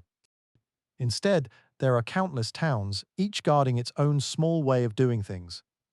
In one kitchen, dough is rolled beneath a wooden pin. In another, it is pressed into shape. Somewhere farther north, eggs are cracked into flour. Farther south, durum wheat waits beside water. The ingredients are almost embarrassingly simple, but from them will emerge one of the strangest features of pasta's history. The more Italy eventually becomes one country, the more fiercely its people will remember that pasta was never just one thing. Now we move from the harbour into the hills, valleys, and crowded towns of a country that does not yet exist. That sounds like a contradiction. But for much of pasta's history, Italy is a geographical idea rather than a single political nation. There is a peninsula, there are familiar mountains. There are Rome, Florence, Venice, Naples, Genoa, Bologna, Palermo, and countless smaller towns. There are people speaking languages and dialects descended from Latin. There are shared religious traditions, overlapping memories, and old cultural connections, but there is no single government ruling all of them. Instead, the peninsula resembles a quilt stitched together from kingdoms, republics, duchies, papal territories, and lands controlled by foreign dynasties. Borders appear where a modern traveler would not expect them. A merchant can leave one town, travel for a few days, and find himself under different laws, paying different taxes, using different coins, and hearing speech that becomes increasingly difficult to understand. The kitchen changes too. This is important. Modern discussions of Italian food often begin with the idea of Italian cuisine, as though cooks from Sicily to the Alps have always belonged to one enormous culinary family. They have not. For centuries, most people eat locally because they live locally. Travel is slow. Roads can be poor. Transporting fresh food is difficult. Most families depend heavily upon what can be grown, raised, preserved, purchased, or exchanged nearby. The result is not one Italian cuisine. It is hundreds of cuisines living beside one another, and pasta fits beautifully into this fragmented world. In the north, a cook stands beside a wooden table. The climate here is different from Sicily. The agricultural traditions are different. Eggs are available, and they enter the dough. Flour is placed on the table. A hollow is made in its center. Eggs are broken into it. The cook begins drawing flour inward. At first, the mixture is wet and disorderly. Then it becomes dough. Hands press it forward. Fold it, turn it, press again. Eventually it becomes smooth. A rolling pin waits nearby. There is no need for a machine. There is time. The dough becomes thinner beneath repeated strokes. Perhaps it will become ribbons, perhaps broad sheets, perhaps it will be cut and filled. The cook does not think of this as northern Italian pasta. It is simply the way pasta is made here. Far to the south, another cook works differently. Durum wheat matters more. Water may be enough. The dough is firm. It can be shaped and dried. The southern sun and moving air become part of the process here too. Nobody needs a national explanation. The local method makes sense because generations have tested it. This regional difference becomes one of pasta's great strengths. The food does not demand one recipe. It adapts to landscape, it adapts to wealth, it adapts to what is available. Near the sea, seafood may accompany it. Inland, cheese or meat may be more important when families can afford them. In poorer households, vegetables, legumes, breadcrumbs, or simple seasonings stretch the meal. A wealthy table can make pasta elaborate. A poor table can make it filling. The same basic food crosses class boundaries without becoming exactly the same food. And then there are the shapes. The shapes become almost absurdly numerous. Long strands are only the beginning. Dough becomes ribbons, tubes, twists, shell-like forms. Small pieces made for soup, tiny dumplings, flat sheets, filled parcels. Some shapes require special tools. Others require nothing more than fingers and a knife. A cook presses a thumb into a piece of dough, a shape appears. Another cook rolls dough around a thin rod. Another pinches it. Another folds it. Another cuts narrow strips. A child watches. Years later, that child repeats the movement without remembering the first day it was learned. This is how a regional pasta survives, not through a museum, through muscle memory. The names can be wonderfully literal. Some shapes are compared with ears, others with threads. Some names suggest little tongues, ribbons, quills, worms, hats, rings, or shells. Food is one of the places where human imagination remains cheerfully unserious. A pasta shape does not require a noble name. It only needs a name people remember. Yet the shape often has a practical purpose too. A smooth strand behaves differently from a ridged tube. A broad ribbon carries a thick preparation differently from a tiny piece meant for broth. A hollow center can trap sauce. A fold can hold filling. A rough surface can catch grated cheese. Generations of cooks discover these things without needing laboratory experiments. They learn by eating. A shape works, so they make it again. And because sauces and preparations differ from place to place, shapes become connected to particular local dishes. This is where pasta begins turning into identity. Imagine a traveler crossing the peninsula several centuries ago. He leaves Sicily where dried pasta already has a long history. He reaches Naples and encounters one set of habits. He moves northward. The landscape changes, so does the food. Around Rome, traditions differ again. Farther north, he enters Tuscany, then perhaps Bologna. Here he finds a culinary world that feels different from the southern streets where dried pasta feeds crowds. Fresh pasta has great importance. Rich doughs can be rolled thin. Filled forms become part of festive and household cooking. Cheese, meat, eggs, and butter play roles shaped by local agriculture and wealth. Continue toward the north, and the traveler finds still more variation. In some regions, rice competes strongly with pasta. Polenta becomes essential in other areas. Pasta may be important without dominating every meal. This matters because the modern image of Italians eating pasta everywhere, constantly, can flatten the past. People eat what their environment allows. A rice-growing region develops a relationship with rice. Mountain communities rely on foods suited to mountain life. Poor families depend on grains and vegetables that can fill a stomach cheaply. Food identity is local before it becomes national, and local identity can be fierce. A person may feel attachment to a town only a few miles from another town with a slightly different recipe. The neighboring version is not necessarily considered an interesting variation. It may simply be considered wrong. There is something almost comforting about this. Long before arguments about food appear in newspapers or restaurants, families are already defending the way their mothers cooked. A grandmother does not need a historical archive to establish authority. She has a wooden spoon that is often enough. The strange thing is that many of these supposedly ancient traditions are themselves the products of change. Ingredients arrive from elsewhere. Techniques evolve, economic conditions alter diets, new tools change shapes. Yet once a successful combination survives several generations, memory begins making it older than it really is. The tomato offers the clearest example. By now, it is gradually becoming familiar in southern cooking, but its ancestors grew across the Atlantic. That fact does not make a tomato sauce less Neapolitan. It reveals how culture works. Foreignness has a short life in the kitchen. If an ingredient is grown locally, cooked locally, and remembered from childhood, it becomes local. The same is true of pasta itself. Its deeper history reaches across the Mediterranean. Yet by the time regional communities have spent centuries changing it, pasta belongs profoundly to those communities. A borrowed idea can become an inheritance. Meanwhile, political ideas are changing. During the late 18th and 19th centuries, Europe enters a period of upheaval. Revolutions challenge old governments, Napoleon's armies cross the continent. Borders shift, rulers fall and return. Ideas about citizenship and nationhood become increasingly powerful. The Italian peninsula is drawn into these transformations. Some intellectuals begin imagining political unity more seriously. The idea that people across the peninsula might belong to one nation gains strength. It is not a simple movement. Different groups want different kinds of Italy. Republicans imagine one future, monarchists another. Some dream of liberation from foreign rule, others fear revolution. Secret societies appear, rebellions fail, exiles write. Young men make speeches. Older men worry about what young men making speeches usually cause.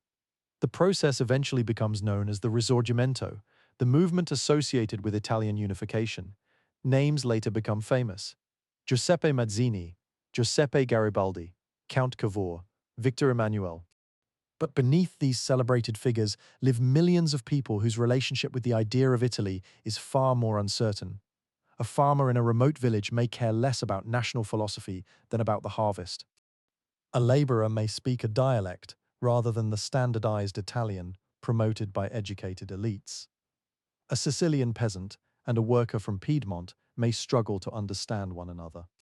Political unity must somehow connect people whose daily worlds remain intensely regional. Eventually, during the 19th century, much of the peninsula is brought together under the Kingdom of Italy. The map changes faster than the kitchen. This is crucial. A new border does not create a national cuisine overnight. The people of Bologna do not abandon their pasta because politicians have unified the peninsula. Neapolitans do not suddenly cook like people in Tuscany. Sicilians do not forget centuries of island history. Instead, something subtler happens. Regional foods slowly begin to be seen as pieces of a larger national inheritance. Railways help. A railway line does more than move passengers, it moves ingredients. It moves newspapers, it moves recipes, it moves soldiers and officials. It allows people to encounter foods from places they once knew only by name. Military service has a similar effect. Young men from different regions find themselves serving within the same national structure. Migration inside the country brings communities into contact. Education encourages a more standardized language. Cookbooks begin addressing a wider audience. And gradually the question changes. Instead of asking only what people eat in Naples or Bologna or Sicily, writers can begin asking what Italians eat. That is a surprisingly modern question. One important figure in the later development of a shared culinary imagination is Pellegrino Artusi. He travels, collects recipes, and eventually produces a cookbook that becomes influential in the newly unified country. His work does not magically create Italian cuisine. No single book could. But it helps readers imagine regional recipes as part of a broader national collection. A dish from one part of the peninsula can now be encountered by someone elsewhere as something both regional and Italian. This is the curious achievement of national cuisine. It takes difference and turns it into unity without completely removing the difference. Pasta is ideal for this. There does not need to be one national pasta. The diversity itself can become national. The northern egg dough and the southern durum wheat dough can both belong. The stuffed parcel and the dried strand can both belong. The Sicilian shape and the Bolognese ribbon can both belong.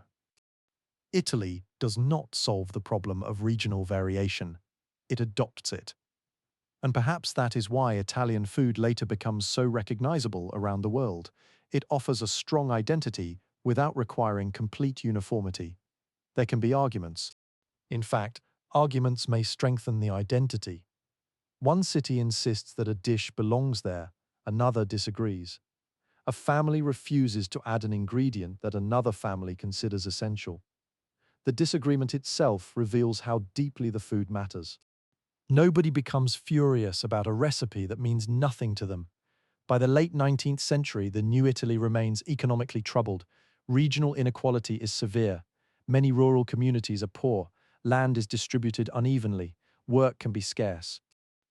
Taxes weigh heavily. For countless families, political unification does not produce immediate prosperity. A national flag cannot fill an empty stomach. So millions begin considering another journey. Some move within Europe. Others look across the Atlantic. Steamships make mass migration increasingly possible. Agents advertise passage.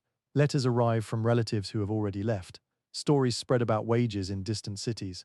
America begins to occupy the imagination. So does Argentina. So does Brazil.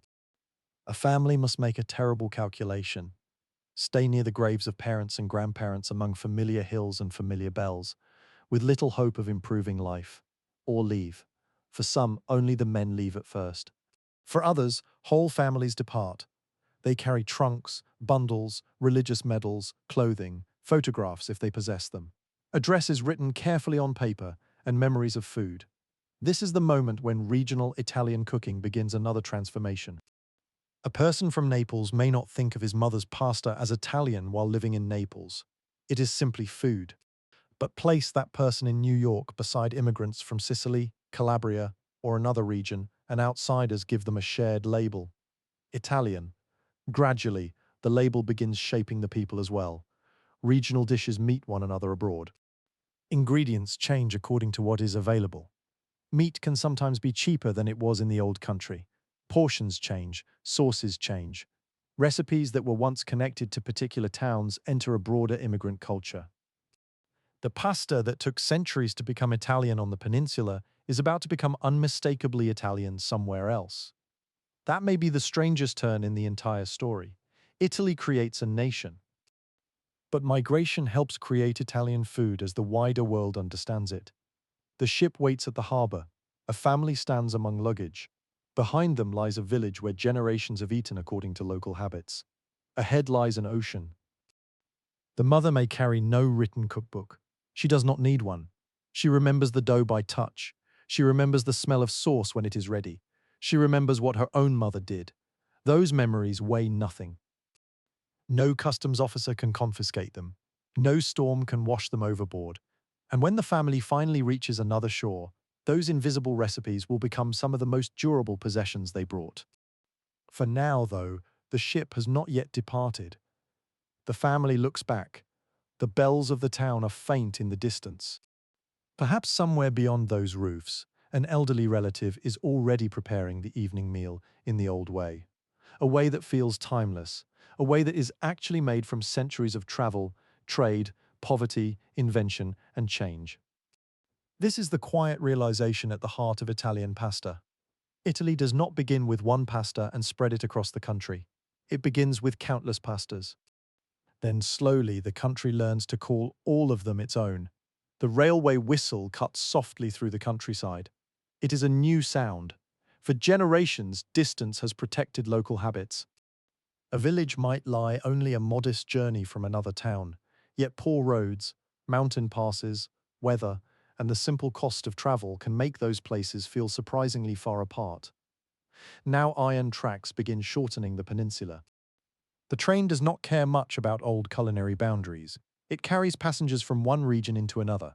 It carries sacks of flour, cheese, wine, vegetables, newspapers, cookbooks, soldiers, government officials, workers searching for employment, and inevitably ideas about food.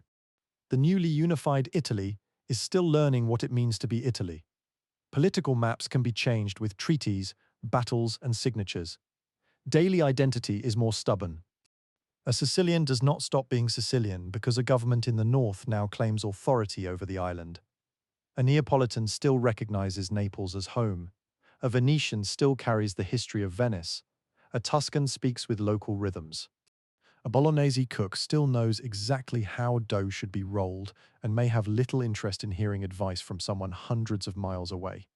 This creates a peculiar national cuisine. It is being assembled from people who do not particularly want their regional food to become generic. Pasta remains one of the clearest examples.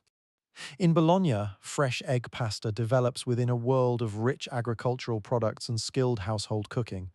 Sheets of dough can be rolled remarkably thin. The process requires patience. A cook leans over the table and pushes the rolling pin outward. The dough turns again and again. It grows wider, thinner. Light begins passing through it. The room smells faintly of flour. Perhaps broth is simmering nearby. Perhaps meat has been prepared for a filling. Nothing is hurried. In southern towns, another rhythm governs pasta. Durum wheat and water remain central. Dried forms can be produced in quantity. Long strands hang in the air. Tubes emerge from presses. The food is designed not merely for immediate eating but for storage. Both traditions are pasta. Neither needs to surrender to the other. This becomes one of the great characteristics of Italian cooking. National identity grows around regional disagreement.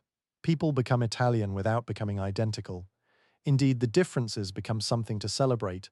A traveler can move through the new country and encounter a sequence of edible landscapes. In one place, butter appears more naturally. Elsewhere, olive oil dominates. One region loves stuffed pasta. Another is famous for dried shapes. One town has a sauce that seems completely natural there and strangely out of place somewhere else. Mountains influence the table. So do coastlines, so do old trade routes, so does poverty, and poverty remains severe. The new Italian state inherits enormous economic differences. Parts of the north industrialize more quickly.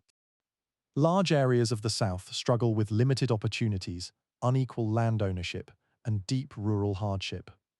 For many families, the grand language of national unity feels distant from the daily question of how to earn enough money. The kitchen reflects this reality. Pasta may be beloved, but affection does not remove economics. Sauces are shaped by what a household can afford. Meat is not an everyday ingredient for many families. Cheese may be used carefully. Vegetables stretch meals. Breadcrumbs can stand in for more expensive additions. Legumes provide nourishment. A little strong flavor must often serve a large amount of starch. What later generations call rustic cooking is frequently the memory of necessity. There is beauty in these dishes. but there was hardship behind them. A bowl remembered fondly by grandchildren may have been created because a grandmother had almost nothing else. This is one of food history's gentler deceptions. Time can turn scarcity into tradition. The descendants inherit the flavor without always inheriting the hunger. And pasta is especially good at carrying this memory. Flour and water are humble enough to receive whatever the household can provide. A few tomatoes, some beans, a little cheese, wild greens, garlic, oil, perhaps fish near the coast, perhaps something richer on a feast day. The dish changes with the family's fortune. Then comes Sunday. Sunday can transform the kitchen. Even poor households may distinguish feast days from ordinary days. Religious calendars shape eating throughout the year. Certain foods belong to celebration, others to fasting. A family that eats simply during the week may spend more effort on a Sunday meal. Dough is rolled, sauce cooks slowly, relatives gather. Children are told not to touch something, they touch it anyway. An older woman controls the kitchen with the authority of a small monarch. Nobody has elected her, nobody needs to. She knows where everything belongs. This domestic authority becomes important when families begin leaving Italy. During the late 19th and early 20th centuries, emigration grows on an enormous scale. Millions depart. Many come from southern regions. They leave villages where family identity, local dialect, religion, and food have shaped nearly every part of life. The departure can be painful. A person may be leaving not merely a house but an entire known universe. The path to the port is crowded with uncertainty. Some migrants expect to return. Many do. Others believe they will stay away only long enough to earn money. Some eventually bring relatives. Some never see home again. The ship journey is uncomfortable. Passengers traveling cheaply occupy crowded spaces. The air below deck can become stale. People become seasick. Children cry. Languages and dialects overlap. A Calabrian family may find itself beside Sicilians. A Neapolitan may meet someone from a northern region he has never visited. They are all leaving the same new nation, but they may not yet feel culturally identical. Then they arrive abroad, and suddenly, outsiders call them all Italian. This changes identity. Slowly, an immigrant may still think first of the village, then the province, then the region. But children born abroad grow up differently. They hear English, Spanish, Portuguese, or another language outside the home. They encounter people from other Italian regions.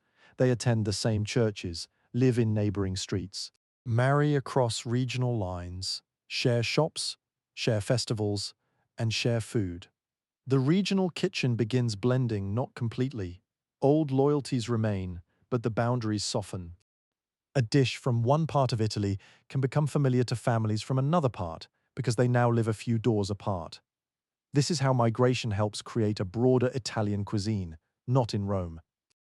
Not through a royal decree, but in immigrant neighborhoods far from Italy. There is another important change: ingredients. Some immigrants discover that foods associated with wealth in the old country are more affordable in their new home. Meat is a famous example. A family accustomed to using small quantities may suddenly be able to purchase more. Recipes expand, sauces become richer, portions grow. The food remembers Italy but adapts to abundance. This is not a corruption of tradition.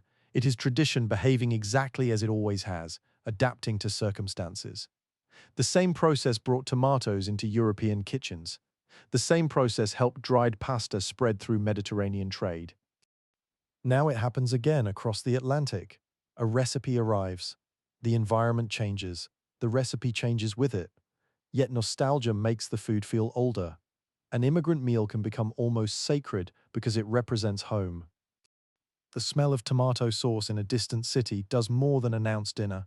It can bring back a street, a church bell, a courtyard, a mother's kitchen, a hillside, a town left years earlier. Memory seasons food more strongly than salt, and children inherit these memories even when they have never seen the original village. They are told that this is how the family eats. This is what grandmother made. This is where the family came from. Pasta becomes a story that can be swallowed. Meanwhile, within Italy itself, communication continues improving. Cookbooks circulate, railways connect regions, internal migration grows. industrial production expands. Dried pasta becomes increasingly standardized and available beyond the places most famous for producing it. Factories can make quantities unimaginable to the medieval workers of Sicily. Machines knead dough, presses shape it. Drying techniques become more controlled. Packages travel farther. The household no longer needs to produce every strand. This changes the relationship between shape and place. A pasta once difficult to find outside one region can travel nationally, later internationally, but regional identity does not disappear. Instead, people become even more conscious of it.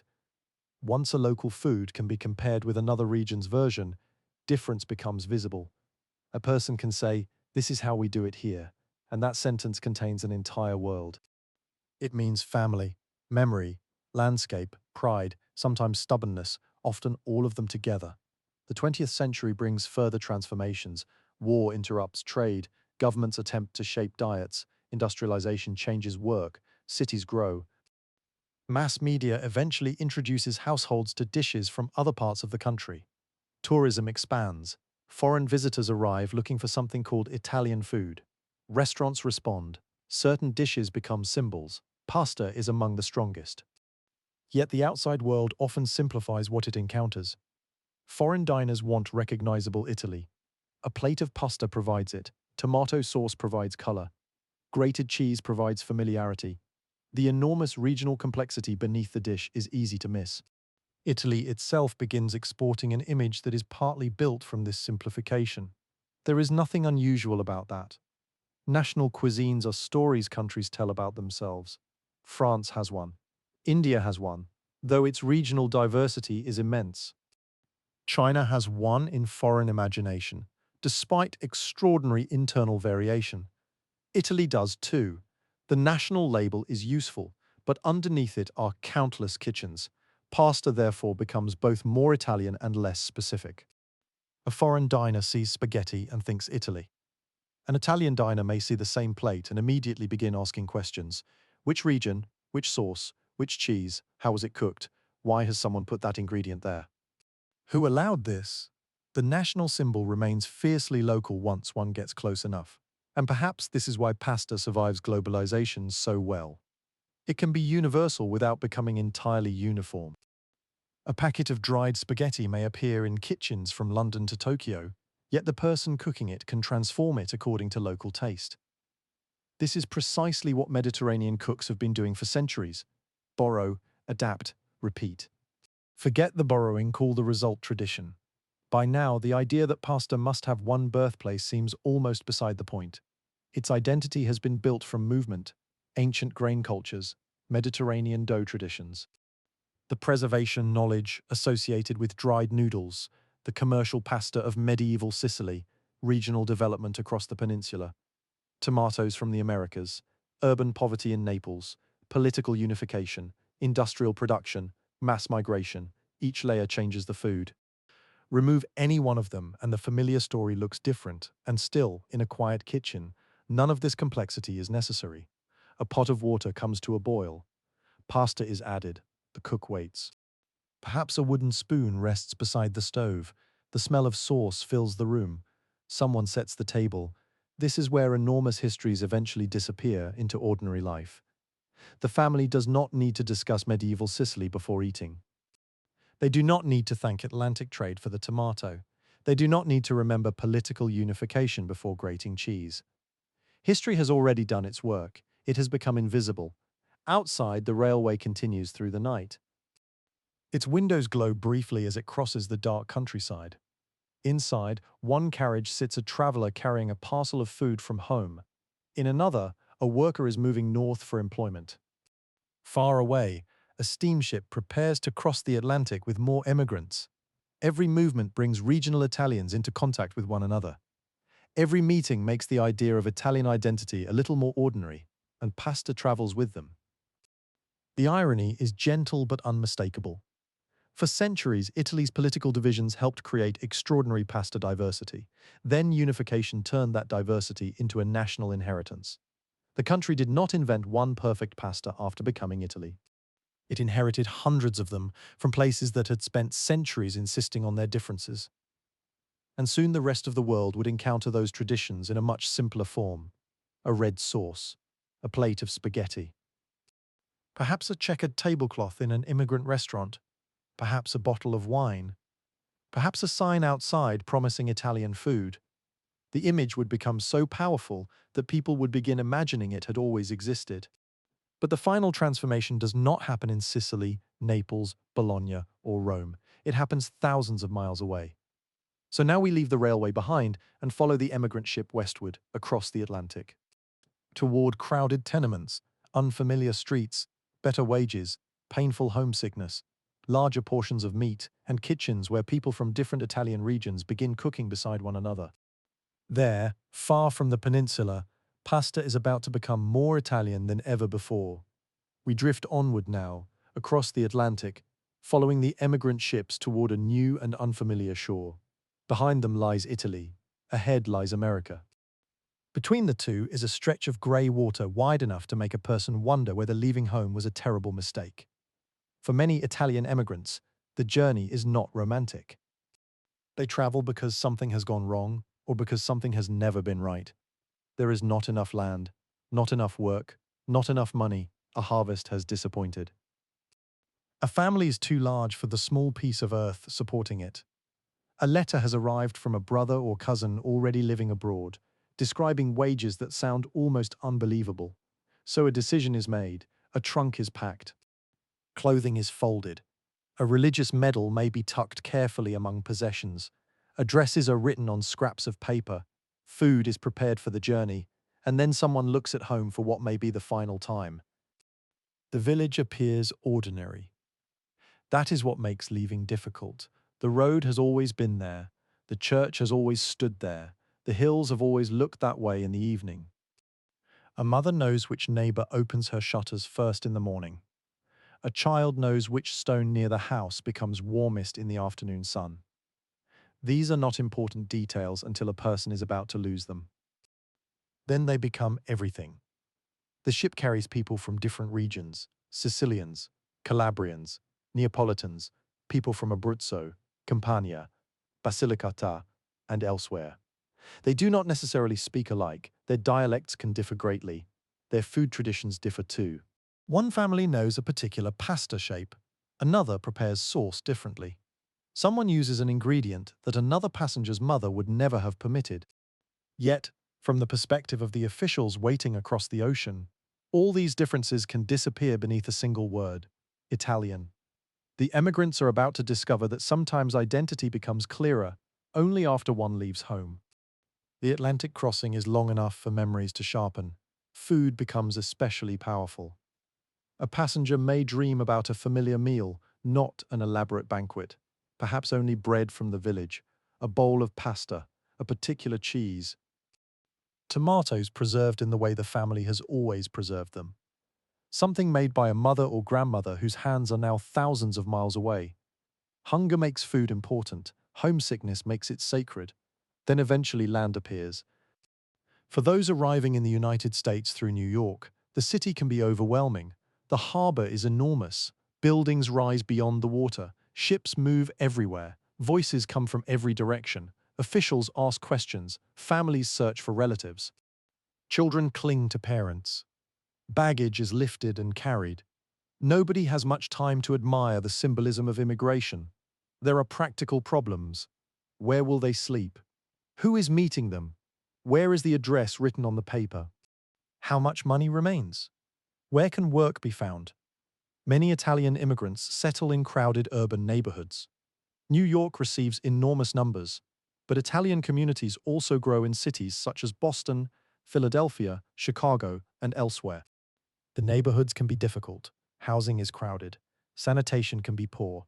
Work is exhausting. Immigrants face prejudice.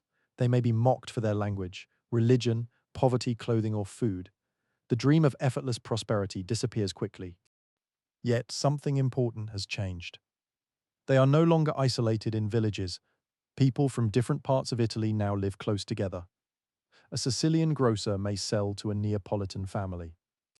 A Calabrian laborer may rent a room near people from Campania. Children from different regional backgrounds play in the same streets. Churches bring families together. Markets do the same, so do marriages. Slowly, the old regional boundaries begin to soften, not disappear, never completely, but soften, and food moves across them. An immigrant can encounter a dish that would have been considered regional back in Italy and begin thinking of it simply as food from home. This is one of the strange ways Italian cuisine becomes national. Distance blurs the map. From across an ocean, the differences between two neighboring Italian regions can seem smaller than they did when a mountain or provincial border separated them. A shared homesickness creates a shared country. Pasta is perfectly suited to this new identity. It is familiar to many southern immigrants.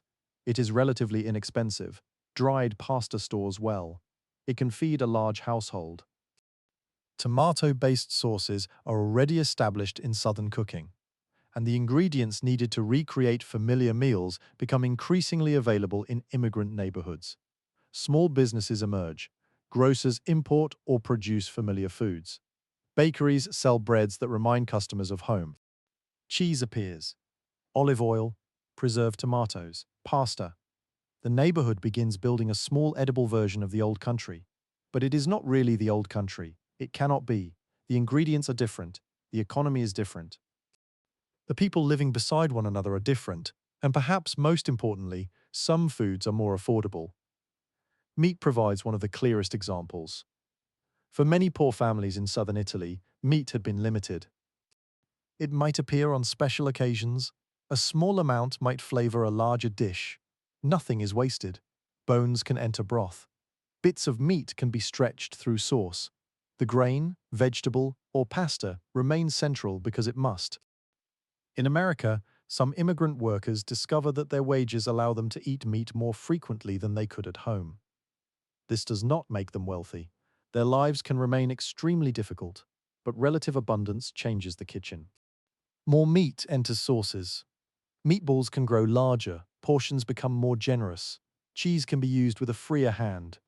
The immigrant meal begins evolving. This is how foods now called Italian-American emerge. They are not simply old Italian dishes copied perfectly onto another continent, nor are they fake versions of Italian food. They are historical records of migration. They show what happens when people carrying one culinary memory encounter a new economy. Take spaghetti and meatballs. The combination becomes deeply associated with Italian-American cooking. Yet a modern visitor traveling through Italy in search of the enormous plate of spaghetti and large meatballs familiar from American popular culture may be surprised. Italy certainly has traditions involving pasta. It has traditions involving meatballs, but the famous Italian-American combination develops in its own immigrant environment. It makes sense there. Families who once treated meat as precious can afford more of it. A celebratory abundance grows around dishes associated with home. The plate tells a story. We left with little. Now there is meat. Eat. The same pattern appears throughout immigrant cuisines. People preserve memory, but they also celebrate access. A dish becomes larger, richer, sweeter, meatier. The descendants may eventually assume this is exactly how everyone ate in the old country. Memory rarely keeps accurate measurements. It keeps emotion. Meanwhile, restaurants begin spreading Italian food beyond immigrant households. At first, some establishments mainly serve the community, but outsiders become curious. Italian food offers strong aromas and generous portions. Tomato sauce has a vivid color. Garlic announces itself before the plate reaches the table. Pasta is filling. The food can feel both foreign and approachable. It does not require a diner to understand complicated etiquette. A bowl of spaghetti explains itself. Twirl, eat, enjoy. As Italian immigrants become more established, their food gradually moves from something outsiders may mock to something outsiders actively seek. This transformation takes time. Immigrant foods often travel through a familiar social journey. First, they are strange, then cheap. Then, interesting, then fashionable. Eventually, everyone forgets they were ever considered foreign. Pizza follows a particularly dramatic version of this path. So does pasta. Tomato sauce becomes one of the strongest visual symbols of Italian cooking abroad. The color matters more than one might expect. Red sauce is memorable. Against pale pasta, it is unmistakable. Add green herbs and white cheese, and later generations can even imagine the colors of the Italian flag, whether or not any historical cook intended such symbolism. Restaurants learn that customers like recognizable dishes. Recognition encourages repetition. Repetition creates expectation. Soon, a diner entering an Italian restaurant expects pasta with red sauce. The restaurant serves it because the diner expects it. The expectation becomes stronger. A feedback loop forms. The enormous diversity of Italian regional cuisine narrows into a handful of internationally recognizable images: spaghetti, tomato sauce, meatballs, pizza, grated cheese, garlic, wine. These foods are real, but they are not the whole story. They are the parts of the story that travel most successfully. And successful travelers often become ambassadors for everyone left behind. Popular culture helps. Italian restaurants appear in growing numbers. Cookbooks introduce recipes to households with no Italian ancestry.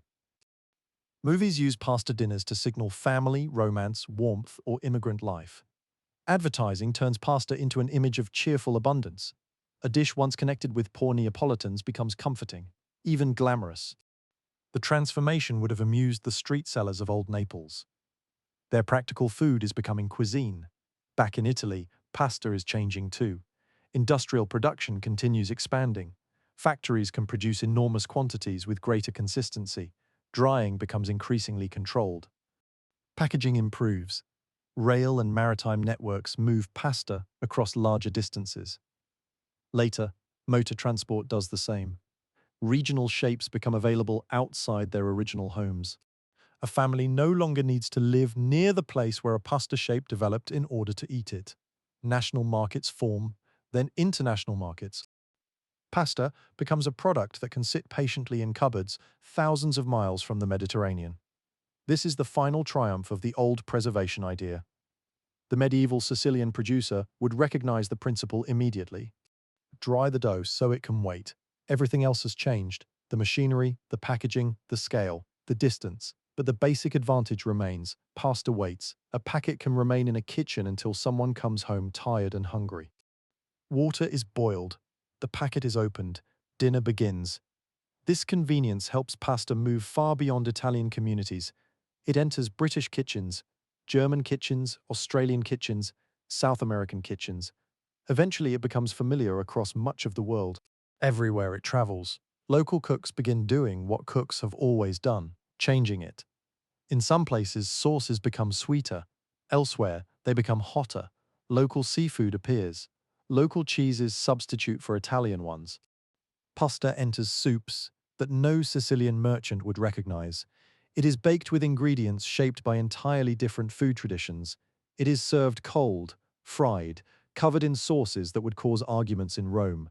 The cycle begins again. Borrow, adapt. Repeat, claim.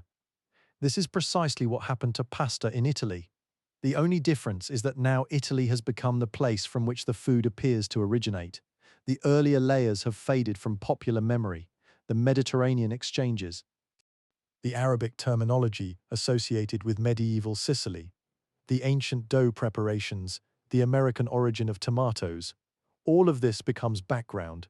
The world sees Italy, and Italy, quite reasonably, embraces pasta as part of its cultural identity. There is no contradiction in that. Cultural ownership does not require botanical or technological isolation.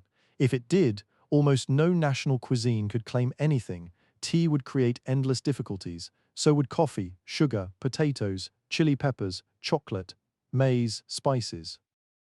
The history of food is the history of things refusing to stay where they began. People carry them.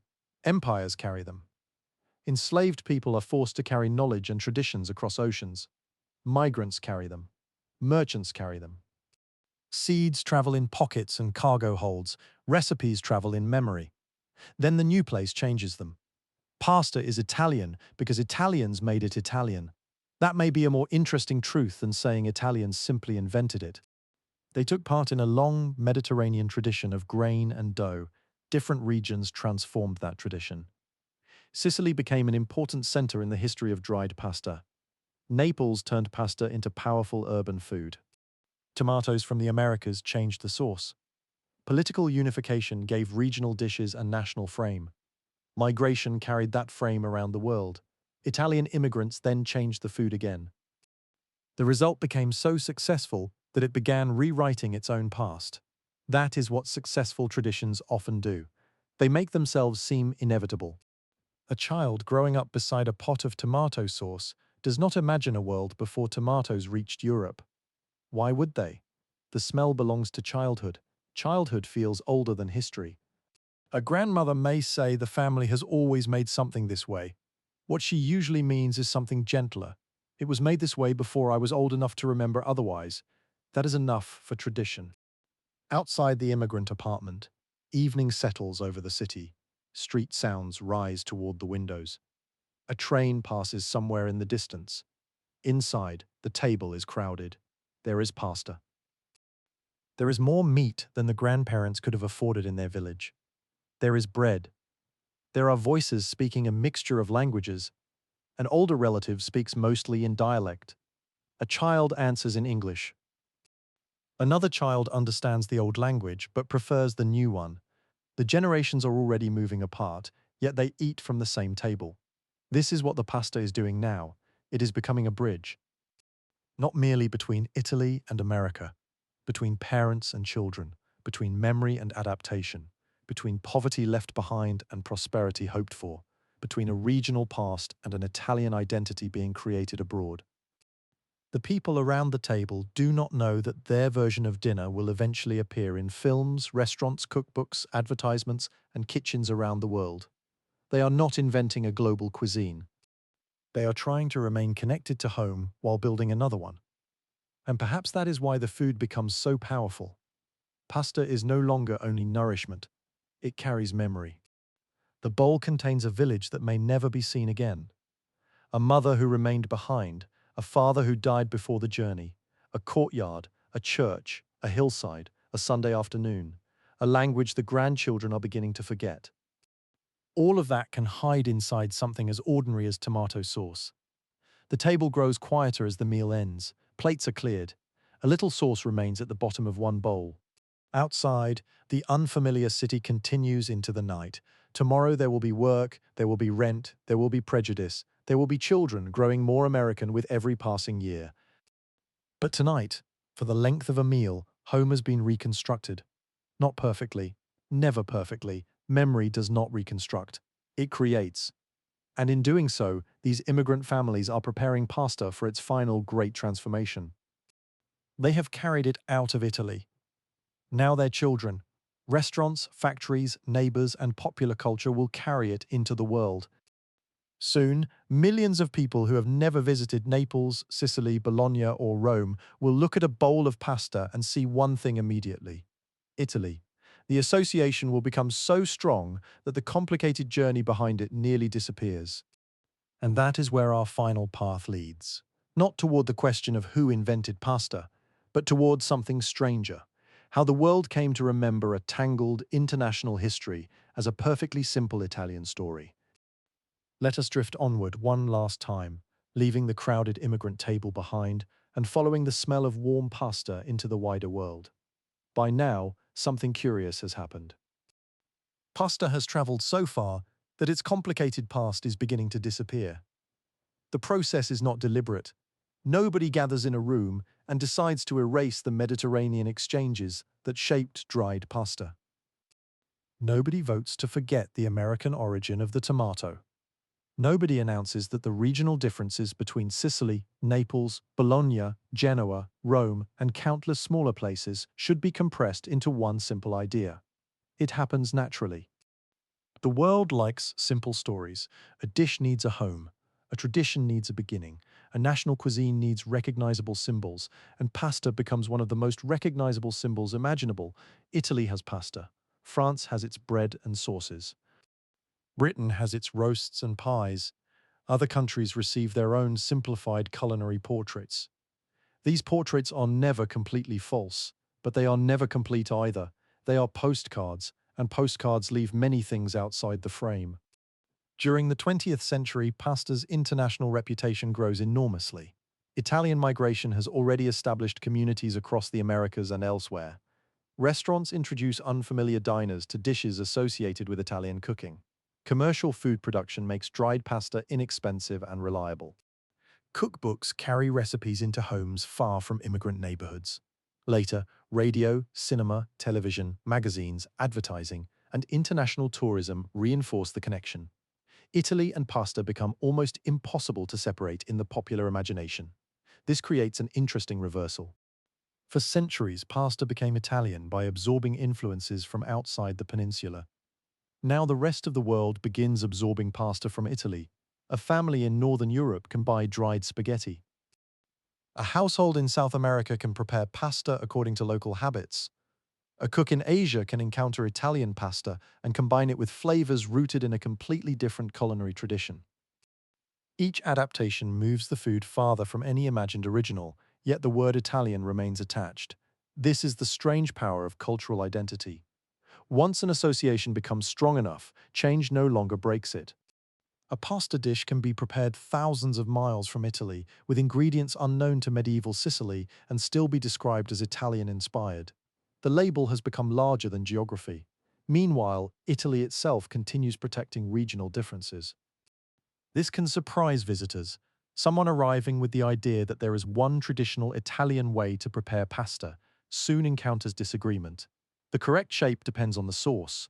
The correct cheese depends on the dish. The correct method depends on the region. And sometimes the correct method depends on which grandmother is being asked. One household insists upon one preparation. Another family, living surprisingly close by, does something slightly different. Both may claim centuries of authority. Neither is especially interested in compromise. The arguments can sound serious, perhaps too serious for flour and water, but they reveal something important. Food is rarely only food. A recipe can carry memory. A shape can carry geography. A sauce can carry childhood. Changing the dish may feel like changing the story people tell about themselves.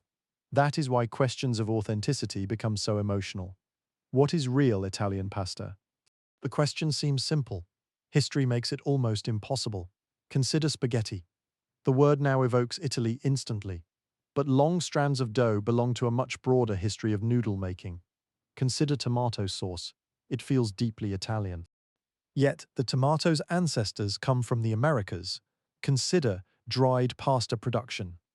Medieval Sicily provides important early evidence, but Sicily itself was connected to North Africa and the wider Islamic Mediterranean. Consider the wheat. The agricultural history of wheat stretches far beyond Italy and deep into the ancient Near East. Follow almost any ingredient backward for long enough, and national borders become useless. The kitchen begins looking less like a country and more like a map of human movement. Perhaps this should not be surprising. People move. Food moves with them. Sometimes willingly, sometimes through trade, sometimes through conquest. Sometimes through migration caused by poverty, sometimes through forced movement and empire. The history contained in a meal can therefore be both comforting and difficult. The tomato crossed the Atlantic during an age of conquest. Sugar spread through systems tied to exploitation and slavery. Spices inspired voyages, rivalries, and violence. Grain followed empires. Food history is not always gentle simply because dinner is. Yet ordinary cooks repeatedly take the products of these enormous forces and turn them into something intimate, a pot, a table, a family. That may be one of the quiet themes beneath the history of pasta. Large historical events bring ingredients together. Ordinary people decide what survives. An empire can introduce a crop. It cannot guarantee that someone's grandmother will keep cooking it. For that, the food must become useful, affordable, delicious, meaningful. It must find a place in daily life. Pasta does, again and again. Its simplicity gives it extraordinary flexibility. At the most basic level, there is grain and liquid. From there, almost everything depends on circumstance. A wealthy Renaissance kitchen can dress pasta with costly spices. A poor Neapolitan can eat a simple portion in the street. A Sicilian producer can dry it for transport. A northern household can enrich dough with eggs. An immigrant family can cover spaghetti with a sauce made richer by newly affordable meat. A modern cook can prepare a bowl after a long day because dried pasta waits patiently in the cupboard. The same food belongs to all of them without being exactly the same. Perhaps that is why the search for a single inventor feels so unsatisfying. There is a famous temptation in popular history to find one person, one moment, one origin. Someone invented the telephone, someone discovered a particular law, someone won a battle. So surely someone must have invented pasta. But food does not usually behave like a machine. There may be identifiable inventions within food history. A particular industrial process, a branded product, a documented recipe. Yet broad categories such as bread, noodles, dumplings, stew, or porridge usually emerge from countless experiments across enormous stretches of time. Flour and water are simply too obvious a combination to belong comfortably to one person. Wherever people cultivate grain, they search for ways to eat it, grind it, add water, heat it, dry it, ferment it, flatten it, cut it, boil it. The possibilities appear again and again. Different societies can discover similar methods independently. They can also borrow from one another. Usually both things happen. The result is not a family tree with one neat trunk. It is a forest. Pasta belongs in that forest. Italy's achievement is not that nobody elsewhere had ever thought to boil pieces of dough. Its achievement lies in what generations of people on the peninsula did with the idea. They developed extraordinary regional variety. They connected particular shapes with particular preparations. They improved production. They turned dried pasta into an important commercial food. They transformed tomatoes into sauces that became inseparable from many pasta traditions. They built rituals around the table. They carried those traditions abroad. Then their descendants transformed them again. That history is more impressive than a simple invention story. It requires centuries rather than one clever afternoon. And it includes people whose names will never be known. Imagine them now, not all at once, just as small scenes. A farmer in Sicily walks through wheat beneath a hard Mediterranean sun. He bends and touches the grain. He is thinking about weather, not history. A pasta maker works dough until his shoulders ache. Flour has settled on his clothing. He wants the batch to dry properly, not history. A woman in Naples watches tomatoes soften in a pot. A child is hungry nearby. She is thinking about supper, not history. A northern cook rolls an egg-rich sheet of dough across a wooden table. The edges grow thinner. Someone waits to fill and fold it. Again, nobody is thinking about history. An immigrant mother in New York stirs sauce while street noise rises beyond the window. Her children speak a language that still feels foreign to her. She worries they are forgetting the old words. She adds more sauce. Dinner is ready. None of these people knows the entire story. Neither do they need to. Each holds one small piece. Together their ordinary decisions create tradition. This may explain why traditional foods often feel ancient even when their modern forms are surprisingly recent. The continuity does not always lie in the exact recipe. It lies in the act. Someone cooks, someone teaches, someone remembers. Someone changes the recipe because an ingredient is unavailable. The children prefer the changed version. They teach that version to their children. Soon the alteration becomes tradition. Then, one evening, many years later, someone says that the family has always made it this way. History smiles quietly and says nothing. Pasta is particularly good at producing these little illusions. Take the idea of an ancient plate of spaghetti covered in tomato sauce. It feels plausible because the combination is so familiar. Yet Julius Caesar never ate such a meal. Neither did a medieval Norman king in Sicily. The ingredients had not yet completed their journeys toward one another. Even after tomatoes arrived in Europe, generations passed before tomato-based pasta became firmly established. The supposedly timeless dish required the Atlantic world. It required migration, agricultural exchange, changing tastes. Urban poverty, commercial production, time. A great many things had to happen before someone could sit down to what now seems like the most obvious dinner imaginable. This is true of many traditional foods. Tradition often looks backward while being assembled from relatively recent history. That does not make it false. Age is not the only measure of authenticity. If generations of people have attached memory and identity to a dish, the attachment is real. Pasta does not become less Italian when its international ancestry is acknowledged. It becomes more interesting. Italy itself, after all, has always been connected to other worlds. The peninsula reaches into the Mediterranean. Its ports face outward. Merchants from Genoa and Venice once traveled enormous distances. Sicily sits between Europe and North Africa.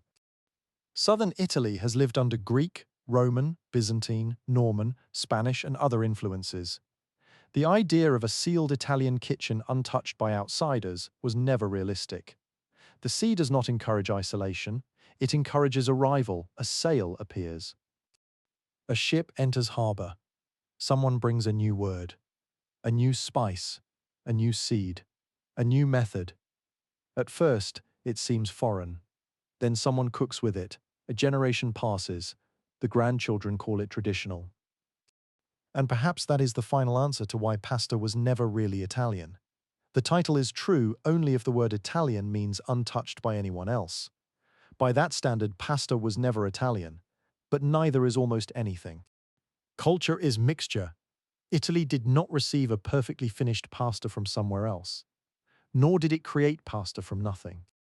Instead, the peninsula became one of the great places where older grain traditions, Mediterranean exchange, regional agriculture, craftsmanship, poverty, commerce, and eventually American crops came together. Italy transformed pasta. Then pasta helped the world imagine Italy. The relationship goes in both directions. The country gives the food an identity. The food gives the country a symbol. By the 20th century, this symbol becomes extraordinarily powerful. Tourists arrive expecting pasta. Restaurants provide it. Italian companies export it. Families defend regional preparations. Cookbooks explain rules. Foreign cooks learn them, misunderstand them, adapt them, and sometimes ignore them completely. Pasta continues traveling. It has never been very good at staying home. Perhaps somewhere tonight, far from the Mediterranean, a pot of water is beginning to boil. A packet is opened. Dry strands slide into the pot. They soften slowly. Steam rises. The cook may know nothing about Alidrisi, nothing about medieval Sicilian exports, nothing about the complicated politics of Italian unification, nothing about the long suspicion Europeans once held toward tomatoes. None of that matters to the meal. The sauce is warm, the pasta is nearly ready. Someone is hungry. That is enough. And yet all those forgotten histories remain there in a sense, not literally inside the bowl. History is not a seasoning. But the meal could not exist in its familiar form without countless earlier movements. A plant crossing an ocean, a technique crossing a sea, a family crossing a border, a recipe crossing generations. Each journey leaves something behind. Now imagine the Mediterranean again. We have traveled far from the dark water where this story began. So let us return. The night is quiet. Along the Sicilian coast, the hills are only shadows. Palermo rests beneath scattered lights. Farther north, the Italian peninsula stretches into darkness. Naples lies beside its bay. Rome sleeps farther along the coast. Bologna rests beyond the hills. Genoa faces the sea. Each place has its own pasta memories, its own arguments, its own recipes, its own certainty that some things must be done correctly. Beyond Italy, ships cross the same Mediterranean routes that merchants have traveled for centuries. The vessels are different now. The harbors are different, but the sea remains. And perhaps the sea is the best place to end, because the sea does not belong to one kitchen. It connects them across it traveled grain, merchants, sailors, conquerors, words, techniques, recipes, and ideas. Across a much larger ocean came the tomato. Across that same ocean in the opposite direction, later went millions of Italians carrying their food memories with them. Pasta's history is therefore not a story about staying pure. It is a story about traveling well, that may be its greatest talent. It survives movement, it survives poverty, it survives political borders, it survives immigration, it survives industrialization, it even survives people arguing about it. And after all those journeys, it still ends in the simplest possible place. A bowl on a table. The medieval merchant disappears. The Sicilian pasta maker disappears. The Neapolitan street seller disappears. The immigrant steamship disappears beyond the horizon. Even the great arguments about origins begin to grow quiet. What remains is flour, water, sometimes eggs, a little salt in the cooking water, perhaps tomatoes, perhaps cheese, and the patient knowledge of countless hands. So pasta was never really Italian in the simple sense. Its roots are too tangled, its ingredients have traveled too far, its techniques belong to too many generations and too many shores, but in another sense, pasta became profoundly Italian. Not because Italy guarded it from the world, because Italy absorbed the world and made something distinctive from what arrived. Then Italians carried that something outward again. Perhaps that is what tradition has always been. Not a sealed box handed unchanged from the distant past. A conversation. One generation speaks, the next listens imperfectly. It adds something, forgets something, changes something, then passes the story onward. Eventually, nobody remembers the first sentence. But everyone knows the ending dinner. And with that, our journey can finally become still. The wheat fields have gone dark. The drying racks are empty. The old ships have been tied safely in harbour. The cooking fires in Naples have burned down to embers. Somewhere across the Atlantic, an immigrant family has cleared its table. The plates are washed. The voices fade. A final lamp is extinguished. And across centuries of conquest, migration, hunger, invention, argument, and memory, a simple strand of pasta rests quietly in its bowl. It does not need to explain where it came from. Perhaps no food truly can. It only needs to be remembered. And tomorrow, somewhere, someone will boil water and begin the whole story again.